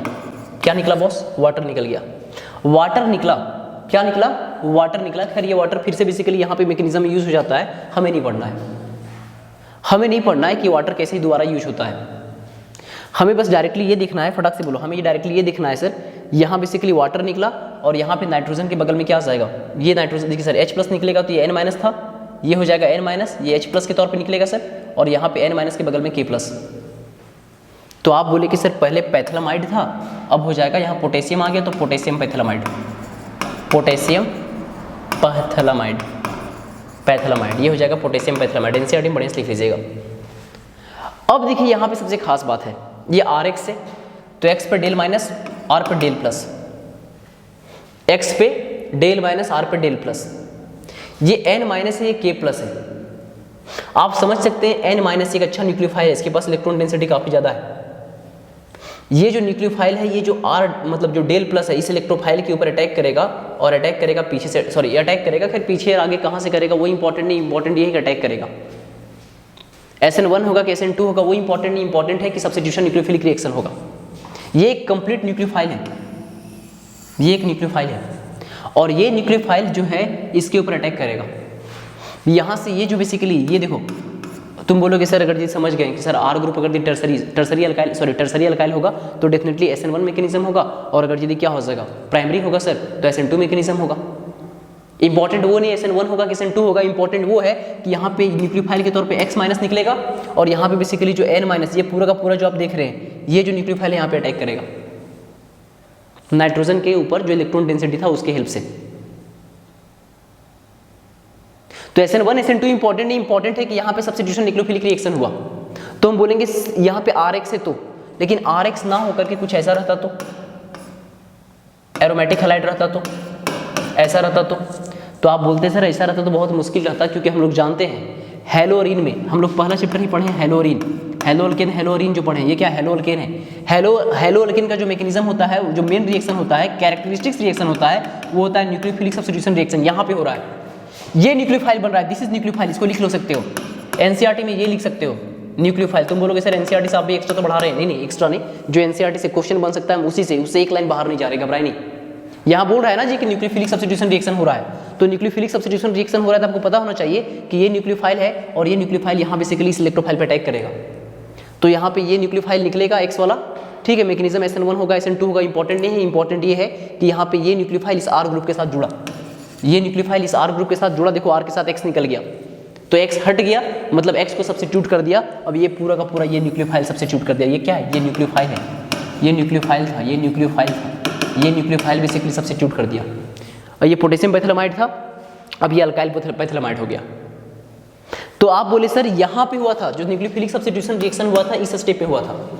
अगर यदि यहाँ पे अराइल हैलाइड लेते तो, ARX लेते तो तुम बोलोगे सर जो अराइल हैलाइड होते हैं, दैट इज एरोमेटिक हैलाइड होते हैं, उनमें न्यूक्लियोफिलिक सब्स्टिट्यूशन रिएक्शन नहीं होता है, नहीं होता है, नहीं होता है। आप हेलोअरीन का चैप्टर देख सकते हैं, वहाँ पे 4 रीजन हम लोग देखे थे कि क्यों इसमें न्यूक्लियोफिलिक सब्स्टिट्यूशन रिएक्शन नहीं होता है। समझ पाए आप? तो अब देखो बॉस, आपके पास क्या बन गया है, यहाँ पे अल्काइल पैथिलामाइड बन चुका है। अब अगला स्टेप में मुझे क्या करना पड़ेगा, अब सोडियम हाइड्रोक्साइड वो भी एक्वस मीडियम लिया, मतलब वाटर का भी इंपॉर्टेंस है, ठीक है। कैसे बेसिकली अब आगे क्या होने वाला है हम लोग को उतना नहीं देखना है कि यहाँ बेसिकली कैसे क्या होता है, फिर कैसे यहाँ पे कैसे यहाँ प्रोटोन ट्रांसफर होता है, एक्वस मीडियम की इंपॉर्टेंस है, साथ साथ में प्रोटोन ट्रांसफर की इंपॉर्टेंस है, और तब जाकर के बेसिकली ये बॉन्ड वगैरह टूटता है और जाकर के प्रोटॉन ट्रांसफर होता है, चला के रिएक्शन आगे होता है। तो हमें इसका मैकेनिज्म नहीं पढ़ना है, बस तुम्हें बस इतना इंपॉर्टेंट था, तुम्हारे लिए जो सबसे खास इंपॉर्टेंट था ये था, सबसे महत्वपूर्ण ये था। यहाँ तुमको मैकेनिज्म नहीं जाना है, टाइम वेस्ट नहीं करना है, ये तुमको ध्यान में रखना है कि ये मैकेनिज्म के बाद बेसिकली क्या है कि यहाँ पे सोडियम सॉल्ट ऑफ जो भी पैथेलिक एसिड है कैसे बन रहा है। तुम्हारे लिए बस खास बात ये है कि सर एक बार क्या बन गया, पैथिलामाइड बन गया सर, अल्काइल पैथिलामाइड। पहले था पैथिलामाइड, QH के साथ रिएक्शन किया सर तो पोटेशियम पैथिलामाइड, वाटर भी निकला था यहाँ पे, तो वाटर निकलेगा यहाँ पे। यहाँ पे मैकेनिज्म हुआ sir substitution nucleophilic reaction, that is nucleophilic substitution reaction मैं लिखा हूँ। अब सबसे खास बात ये है सर कि यहाँ पे आपको RX लेना है, एरोमेटिक हैलाइड नहीं ले सकते, नहीं ले सकते, नहीं ले सकते, नहीं ले सकते। मतलब जो जब्राइल पैथिलामाइड जो सिंथेसिस जो है, इससे आपको जब भी मिलेगा तो R में बेसिकली ये ग्रुप जुड़ेगा, और तब बेसिकली क्या है कि फर्दर इसके साथ क्या कीजिएगा, NaOH वगैरह के साथ रिएक्शन कीजिएगा एक्वस मीडियम में, तो जाकर के आपको यहाँ पे इसका एक सॉल्ट मिलेगा और साथ साथ में आपको बेसिकली प्राइमरी इमीन मिलेगा। प्रोटॉन ट्रांसफर के द्वारा नाइट्रोजन के साथ देखो हाइड्रोजन जुड़ जाएगा, नाइट्रोजन के साथ एक हाइड्रोजन इधर एक हाइड्रोजन इधर, 2 बार वाटर लेना पड़ेगा, प्रोटॉन ट्रांसफर होता है। तुम्हें नहीं पढ़ना है मैकेनिज्म, तुम्हारे लिए काम का चीज़ ये है कि यहाँ पे जो अमीन मिलेगा वो प्राइमरी अमीन मिलेगा, और वो जो प्राइमरी अमीन मिलेगा वो अल्काइल अमीन होगा, ऑलवेज अल्काइल अमीन, यहाँ पे अल्काइल अमीन मिलेगा। एनसीईआरटी में तुमको क्या लिखना है, एनसीईआरटी में देखो क्या लिखना है, फटाक से देखो, इसको थोड़ा सा देख लेना जो इंपॉर्टेंट चीज़ है, उसके बाद मैं तुम्हारे साथ बात करना चाहूँगा एनसीईआरटी में तुम्हें क्या लिखना है। एनसीईआरटी में तुम्हें एक चीज़ ये लिखना है, जो जिब्राइल पैथेलामाइड सिंथेसिस है बॉस, फटाक से बोलो, इसका जो मैकेनिज्म होता है इसका लिख देना न्यूक्लियोफिलिक सब्स्टिट्यूशन रिएक्शन, पहला चीज़। दूसरा जो है ऑलवेज प्राइमरी अल्काइल अमीन, हमेशा जब भी मिलेगा तो प्राइमरी अल्काइल अमीन मिलेगा, अल्काइल अमीन ही मिलेगा, अराइल अमीन नहीं मिलेगा, नहीं मिलेगा, नहीं मिलेगा, नहीं मिलेगा, इतना सिंपल है। तो यहाँ पे देखो क्या लिखा हुआ है, Gabriel synthesis is used for the preparation of primary, क्या लिखा हुआ है, प्राइमरी मींस पैथेलामाइड को ट्रीटमेंट करेंगे वही इथेनॉलिक पोटेशियम हाइड्रोक्साइड के साथ, तो क्या बनाएगा पोटेशियम सॉल्ट ऑफ पैथेलामाइड, वहाँ पे जो पोटेशियम पैथेलामाइड था उसका बेसिकली क्या हीटिंग करेंगे अल्काइल हैलाइड के साथ, तो अल्काइल हैलाइड के साथ हीटिंग करेंगे तो मुझे क्या मिलेगा, अल्काइल बेसिकली पैथेलामाइड मिलेगा। अब उसका हाइड्रोलाइसिस करेंगे, हाइड्रोलाइसिस देखो मतलब एक्वस मीडियम बोल दिया ना, अब उसका हाइड्रोलाइसिस करेंगे मतलब पानी के साथ रिएक्शन करेंगे, हाइड्रोलाइसिस करेंगे तो जाकर मुझे क्या करस्पॉन्डिंग प्राइमरी अमीन मिलेगा। फिर आगे बोल रहा है लेकिन हाइड्रोलाइसिस करेंगे वो बेसिक मीडियम में हाइड्रोलाइसिस करते हैं, वो छोड़ दिया है। अब आप अगला रिएक्शन में लिख दिया है, NaOH वगैरह लिख दिया है, तो आप वहाँ पे देख रहे हैं कि aromatic amines can not be prepared by this method, क्योंकि इसका जो मैकेनिज्म है वो सब्स्टिट्यूशन न्यूक्लियोफिलिक रिएक्शन है, और अराइल हैलाइड जो होते हैं वो न्यूक्लियोफिलिक सब्स्टिट्यूशन रिएक्शन नहीं देते हैं। पक्का इतना आसान था। तो आप एक बार फिर से देख लो, KOH के साथ रिएक्शन हुआ, यहाँ वाटर निकला H+OH-, यहाँ पे K बेसिकली चला गया, यहाँ RX है, तो ये न्यूक्लियोफाइल बेसिकली क्या R के ऊपर अटैक करेगा, और अटैक करेगा तो डेफिनेटली सब्स्टिट्यूशन न्यूक्लियोफिलिक रिएक्शन होगा। और जाहिर सी बात है कि यहाँ पे जो अल्काइल पैथेलामाइड बन गया है इसका हम रिएक्शन कराएंगे वाटर के साथ और सोडियम हाइड्रोक्साइड के साथ, तो उसके बाद जो भी बेसिकली मेरा यहाँ पे होगा बॉन्ड वगैरह का टूटना होगा, उसके बाद बेसिकली यहाँ प्रोटोन ट्रांसफर वगैरह होगा, तो प्रोटोन ट्रांसफर वगैरह होने के बाद फाइनली मुझे क्या मिलेगा, फाइनली प्रोटोन ट्रांसफर वगैरह होने के बाद मुझे यहाँ पे ये जो सॉल्ट मिलेगा पोटेशियम सॉल्ट ऑफ पैथेलिक एसिड, वो इंपॉर्टेंट नहीं, इंपॉर्टेंट है प्राइमरी अमीन। जब भी मिलेगा प्राइमरी अमीन मिलेगा, कौन सा अमीन मिलेगा, प्राइमरी अमीन मिलेगा।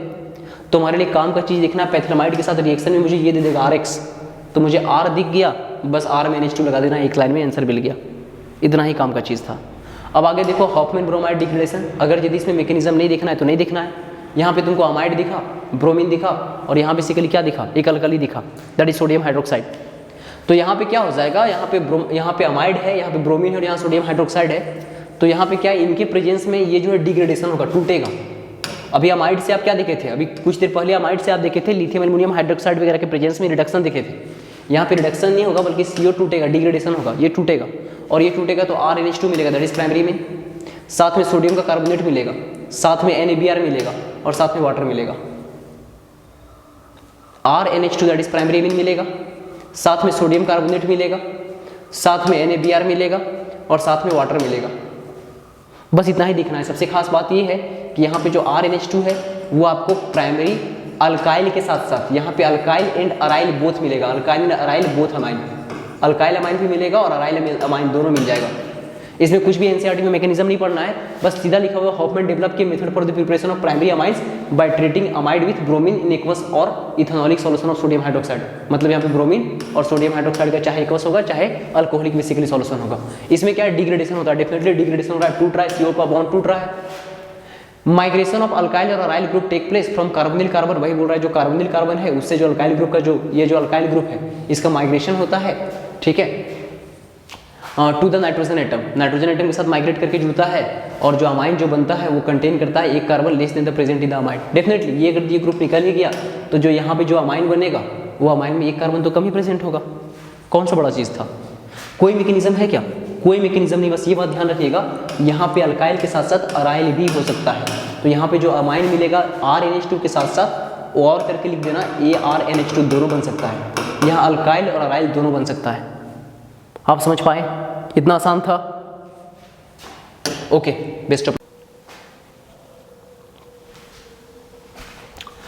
तो प्रिपरेशन का सबसे अंतिम पोर्शन पे पहुंच चुके हम लोग boss, that is ammonolysis of alkyl halide. आप समझते हो ये है अल्काइल हैलाइड है RX है, और ये है एमोनिया। तो एमोनिया के प्रेजेंस में R और X का बॉन्ड का बेसिकली लाइसिस होगा, ठीक है, तो इसको हम बोलेंगे एमोनोलाइसिस बोलेंगे, ठीक है। इसको अल्काइल रिएक्शन के अंदर भी देखते हैं। यहाँ पे देखो होने वाला क्या है, X पर डेल माइनस R पर डेल प्लस है। आप समझ गए कि सर यहाँ पे डेल प्लस है, तो ये जो क्या होगा, नाइट्रोजन अपने लोन पेयर से यहाँ पे अटैक करेगा, तो यहाँ पे X माइनस जैसे निकलता है वैसे R और नाइट्रोजन के बीच में बॉन्ड बनेगा, लेकिन लोन पेयर अपना डोनेट करके बॉन्ड बनाया तो नाइट्रोजन पे आ जाएगा पॉजिटिव चार्ज। अब नाइट्रोजन पे पॉजिटिव चार्ज बहुत ही अनस्टेबल होता है। खैर क्या बन रहा है देखिए, आप बोले कि सर RNH3 और नाइट्रोजन पे पॉजिटिव चार्ज और X माइनस निकल गया। अब क्या है, नाइट्रोजन पे पॉजिटिव चार्ज बहुत ही अनस्टेबल होगा, तो नाइट्रोजन क्या करेगा, एक हाइड्रोजन का बेसिकली यहाँ पे शहादत लेगा।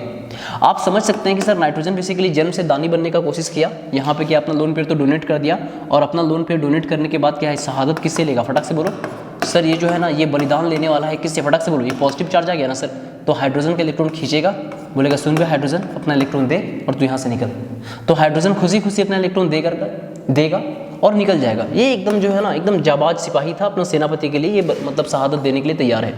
तो आप समझ गए कि सर यहाँ पे फिर क्या होगा कि नाइट्रोजन के ऊपर जो पॉजिटिव चार्ज जो था, जो कि बहुत ही अनस्टेबल इसको बना दे रहा था, अब वो पॉजिटिव चार्ज बेसिकली खत्म हुआ, मतलब हाइड्रोजन इलेक्ट्रॉन दे करके गया, तो नाइट्रोजन के पास फिर से एक लोन पेयर हो गया, मतलब RNH2 बना, और सर H प्लस को क्या है ना, H प्लस को X माइनस मिल जाएगा, तो HX बन जाएगा। अच्छा कितना अच्छा लग रहा है सब कुछ देखने में कि हाँ प्राइमरी मीन बन गया, बहुत अच्छा लगा यहाँ पे नाइट्रोजन के ऊपर लोन पेयर। लेकिन क्या है ना, प्रॉब्लम क्या है ना, प्रॉब्लम ये है कि यहाँ पे नाइट्रोजन के ऊपर जो लोन पेयर है ना, इसका दान देने का स्वभाव ही बहुत गंदा है, ये सारा जन्म से ही बेसिकली दानी पैदा हुआ है। तो डेफिनेटली प्रॉब्लम क्या है कि RX का कोई कमी नहीं है, और RX है डेल माइनस, यहाँ पे डेल प्लस।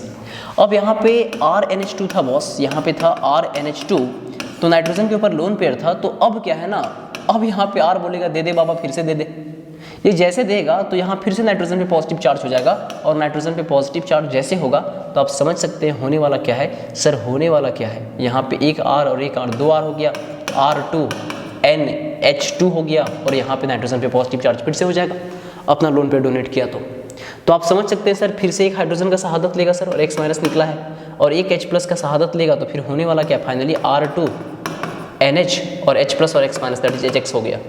तो आप बोले कि सर अब तो सेकेंडरी मीन बन गया, पहले प्राइमरी मीन बना था सर, अब सेकेंडरी मीन बन गया। लेकिन तुम्हें नहीं लग रहा है कि नाइट्रोजन के ऊपर अभी भी लोन पेयर है, और नाइट्रोजन के ऊपर लोन पेयर है बॉस, तो नाइट्रोजन क्या बोलेगा ना कि अब अपना दान धर्म को फिर से दिखाएगा, बोलेगा अभी भी कोई दिक्कत नहीं, अभी भी मेरे पास एक लोन पेयर है, तो यहाँ पे RX का अगर कोई कमी नहीं, अगर RX एबंडेंट में है तो X पे डेल माइनस R पे डेल प्लस, तो आप समझ गए नाइट्रोजन अपने लोन पेयर से फिर से अटैक करेगा, और अटैक करेगा तो जाहिर सी बात है होने वाला क्या है, R3 फटाक से बोलो NH, और नाइट्रोजन पे पॉजिटिव और बगल में X माइनस निकल गया, सिंपल सी बात है। अब नाइट्रोजन पे पॉजिटिव बहुत ही अनस्टेबल, तो नाइट्रोजन पे पॉजिटिव बहुत ही अनस्टेबल, तो फिर क्या होगा, फिर यहाँ से H प्लस निकलेगा और हो जाएगा R3N, और नाइट्रोजन पे लोन पेयर और बगल में H plus X minus that is HX निकल गया। अब तुम बोलोगे सर कहीं RX अभी भी और है, तो RX अगर एक्सेस में है तो क्या है ना, अभी फिर वही प्रॉब्लम होगा, फिर नाइट्रोजन अपना लोन पेयर अटैक करेगा R के ऊपर, और जब यहाँ पे ये R डेल प्लस था, यहाँ पे X डेल माइनस था, तो यहाँ पे लोन पेयर से अटैक किया, तो आप समझ गए कि सर अब होने वाला क्या है, R4N के ऊपर पॉजिटिव और बगल में X माइनस। अच्छा अब आपको क्या लगता है, क्या इस नाइट्रोजन के पास कोई और शहादत देने के लिए क्या कोई और सिपाही बचा, क्या कोई और हाइड्रोजन बचा क्या? आप बोलोगे बिल्कुल नहीं बचा, नहीं बचा, नहीं बचा। तो अब ये क्या है ना, क्वार्टरनरी अमोनियम सॉल्ट बन गया। तो यहाँ पे आप बोले एमोनोलाइसिस ऑफ अल्काइल हैलाइड, RX का एमोनोलाइसिस जो हुआ था उसमें प्राइमरी मीन भी मिला था सर। अभी आप देखो यहाँ पे क्या है ना सर, यहाँ पे क्या है कि यहाँ पे प्राइमरी मीन भी मिला था। किस तरह से, यहाँ पे देखो डेल प्लस पे, यहाँ पे नाइट्रोजन अपना लोन पर अटैक किया, X माइनस निकला, तो यहाँ क्या है कि यहाँ से फिर H प्लस निकलेगा, यहाँ पे नाइट्रोजन हाइड्रोजन का शहादत लेगा, RNH2 that is primary mean मिला। उसके बाद फिर क्या है ना कि ये प्राइमरी मीन के बाद फर्दर बेसिकली क्या RX अगर ये अबंडेंट में है, एक्सेस में है, तो फर्दर सेकेंडरी मीन मिलेगा, क्योंकि R2NH2 प्लस बनेगा और नाइट्रोजन के ऊपर पॉजिटिव चार्ज बहुत ही अनस्टेबल, तो H प्लस अपना इलेक्ट्रॉन दे करके निकलेगा, दैट इज यहाँ पे सेकेंडरी मीन बनेगा, और सेकेंडरी के बाद फाइनली बेसिकली टर्सरी मीन बनेगा, और टर्सरी के बाद बेसिकली क्वार्टरनरी अमोनियम सॉल्ट बनेगा। तो यहाँ पे प्रॉब्लम क्या है कि primary, secondary, tertiary, quaternary ammonium salt वगैरह सब कुछ मिलता है। अब ये भी एक तरीका था, किसके लिए सर? ये भी तरीका था अगर यदि मुझे क्या बनाना रहेगा, फटाक से बोलो, ये भी तरीका था अगर यदि मुझे एमोनिया बनाना था, सॉरी एमोनिया बोलते हैं, अमाइन बनाना था। प्राइमरी, सेकेंडरी, टर्सरी, क्वार्टरनरी सब मिलता है, इसमें सबसे बड़ा प्रॉब्लम यही है। यहाँ पे दिखाने का कोशिश किया कि किस तरह से एमोनिया का अपना लोन पेयर R के ऊपर यहाँ पे अटैक करेगा, और किस तरह से RNH3 प्लस X माइनस वगैरह बनेगा। और यहाँ पे बोल रहा है कि उससे क्या है कि अब आप समझ सकते हैं कि इससे क्या होने वाला है, इससे H प्लस निकलेगा, H plus X minus that is RNH2 बचेगा, that is primary mean, secondary mean बन जाएगा, टर्सरी मीन बनेगा, और क्वार्टरनरी अमोनियम सॉल्ट बनेगा। अभी हम बता ही चुके हैं आपको। सबसे खास बात ये है, सबसे खास बात ये है कि यहाँ पे जो क्या है ना, ये जो बना था, पहला चीज बना था RNH3 प्लस X माइनस। आप यहाँ पे उसी टाइम अगर NaOH वगैरह के साथ आप रिएक्शन कर दो, अगर यदि आप उसी टाइम जो एमोनियम का जो सॉल्ट बना था, अगर स्ट्रॉन्ग बेस के साथ आप रिएक्शन कर दोगे, तो प्राइमरी में मिल जाएगा, प्लस वाटर मिल जाएगा, प्लस सोडियम का हैलाइड मिल जाएगा।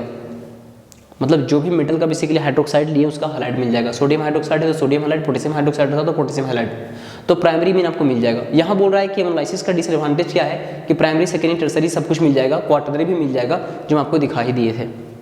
तो यहाँ इसका प्रॉब्लम भी देख लिए, सब कुछ आपका प्रिपरेशन हो गया। अब प्रिपरेशन के बाद आपके साथ हम बात करना चाहेंगे यहाँ पे फिजिकल प्रॉपर्टीज। तो तुम मुझे बोलोगे कि सर जो प्राइमरी मीन है ना, प्राइमरी मीन में हाइड्रोजन बॉन्डिंग सबसे ज़्यादा है, क्योंकि प्राइमरी मीन क्या होता है RNH2, मतलब 2 हाइड्रोजन जुड़ा हुआ है नाइट्रोजन से डायरेक्टली।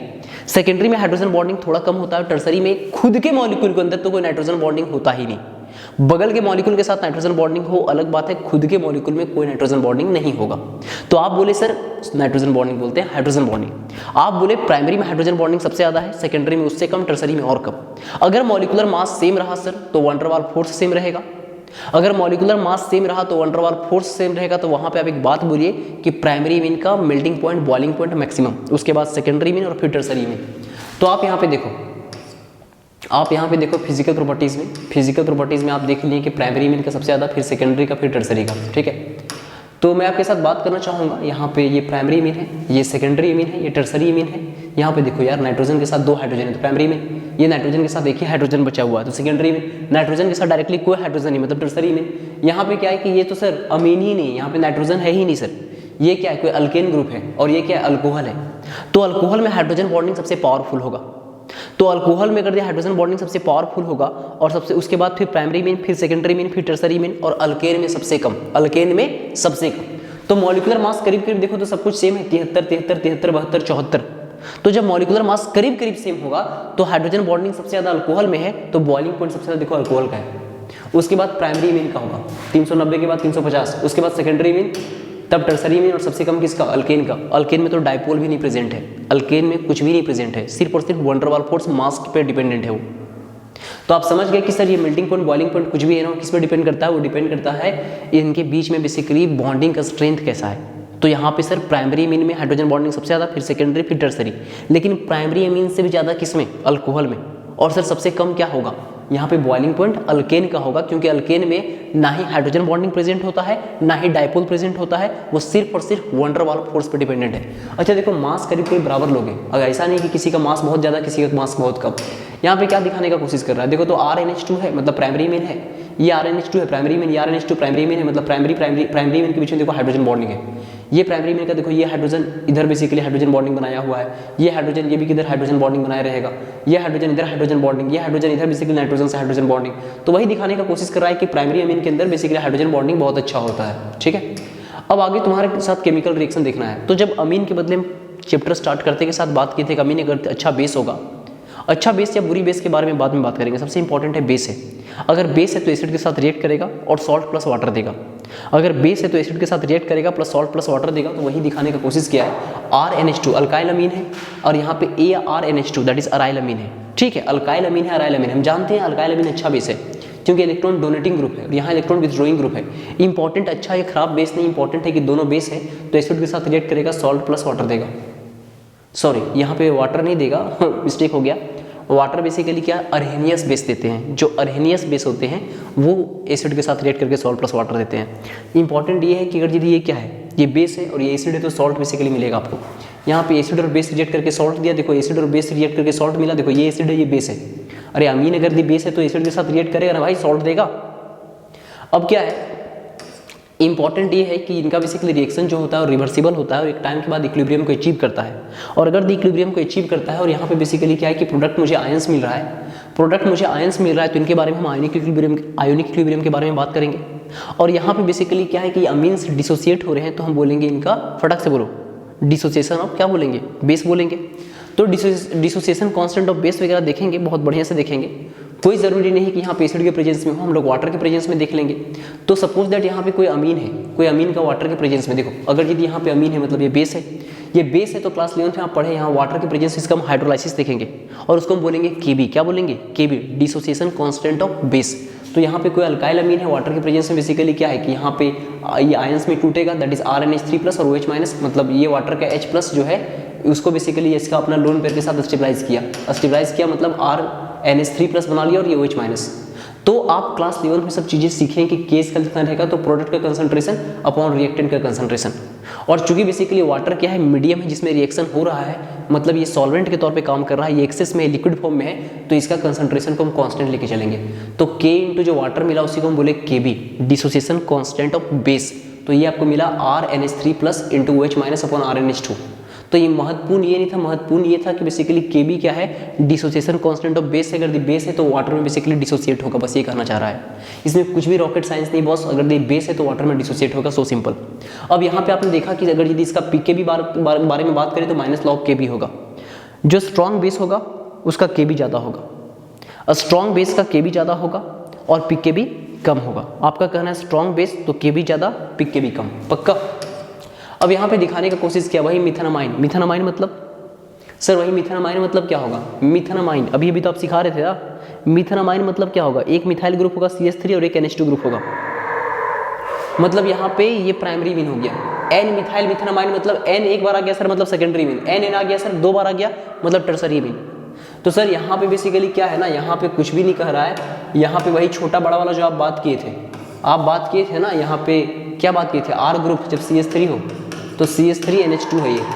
और ये क्या है सर, ये बेसिकली आपके साथ क्या, सॉरी NH2 हो गया, ये क्या हो जाएगा, ये हो जाएगा आपके साथ CH3 दो बार होगा, ठीक है, और ये बेसिकली NH होगा सेकेंडरी मीन। और ये क्या टर्सरी मीन है, CH3 तीन बार है, पक्का N। तो आप बोलिएगा सर ये RNH2 था और ये बेसिकली R2NH है और ये R3N है, मतलब ये प्राइमरी मीन है, ये सेकेंडरी मीन है, ये टर्सरी मीन है। जब R ग्रुप छोटा दैट इज CH3 है तो छोटा में हम क्या बोले, छोटा में बोले 200, छोटा संख्या दैट इज 213। छोटा में छोटा संख्या मतलब 213, मतलब सबसे ज़्यादा स्ट्रॉन्ग बेस कौन होगा, सेकेंडरी, फिर प्राइमरी, फिर टर्सरी। तो जो स्ट्रॉन्ग बेस होगा उसका KB ज़्यादा PKB कम। तो PKB सबसे कम किसका होगा, देखो तो सेकेंडरी वाला का PKB सबसे कम है, सेकेंडरी वाला का PKB देखो सबसे कम है। ये तीनों में सबसे कम PKB किसका है, सेकेंडरी का। और उसके बाद सबसे ज़्यादा किसका होगा, जो टर्सरी वाला है सर। टर्सरी वाला बेसिकली क्या है, टर्सरी वाला जो है वो सबसे घटिया बेस है, तो KB ज़्यादा हो, सर KB कम होगा और PKB ज़्यादा होगा। घटिया बेस तो KB क्या होगा, घटिया बेस तो KB कम और PKB ज़्यादा। तो PKB ज़्यादा किसका होगा, इसी का 4.22 आया, इतना आसान है। फिर आप देखो इथेनामाइन, क्या देखो इथेनामाइन। इथेनामाइन आप देखें तो इथेनामाइन में आपने क्या देखा, इथेनामाइन में आपने देखा कि सर यहाँ पे R ग्रुप बराबर क्या होगा, इथेनामाइन में R ग्रुप बराबर क्या होगा। तो इथेनामाइन में R ग्रुप क्या होगा, फटाक से बोलो सर। इथेनामाइन में R ग्रुप बेसिकली क्या होगा, फटाक से बोलो सर। R ग्रुप यहाँ पे क्या हो जाएगा, C2H5 होगा, दैट इज बड़ा वाला होगा। C2H5NH2 दैट इज ये प्राइमरी मीन हो गया। उसके बाद आप समझ ही गए होंगे कि सर C2H5 अगर दो बार रह जाएगा और NH तो सेकेंडरी मीन हो जाएगा। उसके बाद सर C2H5 अगर तीन बार हो जाएगा तो टर्सरी मीन हो जाएगा, दैट इज N। अब यहाँ पे जो बड़ा वाला में है उसमें देखो कि सबसे ज़्यादा बेसिकली पावरफुल होगा सेकेंडरी, फिर टर्सरी, फिर प्राइमरी, 221 बड़ा संख्या। ये क्लास स्टार्ट होते के साथ मैं आपको बताया हूँ। तो आप बोलिएगा सर PKB सबसे ज़्यादा किसका होगा, PKB सबसे ज़्यादा होगा बेसिकली सर प्राइमरी का, और PKB सबसे कम किसका होगा, जो सबसे मजबूत है दैट इज सेकेंडरी का। सेकेंडरी का PKB इस बार भी सबसे कम है, देखो ये तीनों में। और सबसे ज़्यादा बेसिकली किसका होगा, सबसे ज़्यादा होगा प्राइमरी का 3.25। एक मिनट सबसे देखो 231 है तो 231 है तो सबसे ज़्यादा किसका होगा, एक मिनट, हाँ प्राइमरी का। देखो ये तो प्राइमरी ये है ना, ये तो प्राइमरी हो गया ना। अरे C2H5NH2 प्राइमरी ये है ना, प्राइमरी का मैक्सिमम तो है, क्या दिक्कत है, प्राइमरी का मैक्सिमम है, ठीक है। और उसके बाद बेसिकली सॉरी हाँ PKB मैक्सिमम किसका है सर, PKB उसका ज़्यादा होगा जो घटिया बेस होगा। तो घटिया बेस कौन है, प्राइमरी, तो प्राइमरी भी का PKB सबसे ज़्यादा। और PKB कम उसका होगा सर जो स्ट्रॉन्ग बेस है, तो स्ट्रॉन्ग बेस सेकेंडरी तो सबसे कम ये, बीच में टर्सरी अपना आ गया, दोनों का बीच में रेंज, आसान है। तो ये सब चीज़ों पे ज़्यादा ध्यान नहीं देना है, लेकिन नीट 2020 में ये क्वेश्चन डायरेक्टली आ गया था। वो डाटा से आप वहाँ नहीं भी ध्यान रखते तो भी यहाँ पे आप ध्यान रख लेते। यहाँ पे देखो, यहाँ पे दिख रहा है ना आपको, ये क्या है C2H5 मतलब बड़ा वाला। ये जब बड़ा वाला ग्रुप है, बड़ा वाला ग्रुप, तो बड़ा वाला ग्रुप में सबसे पहले कौन आया, सबसे पहले आ जाएगा बेसिकली सेकेंडरी, फिर देखो टर्सरी, फिर प्राइमरी।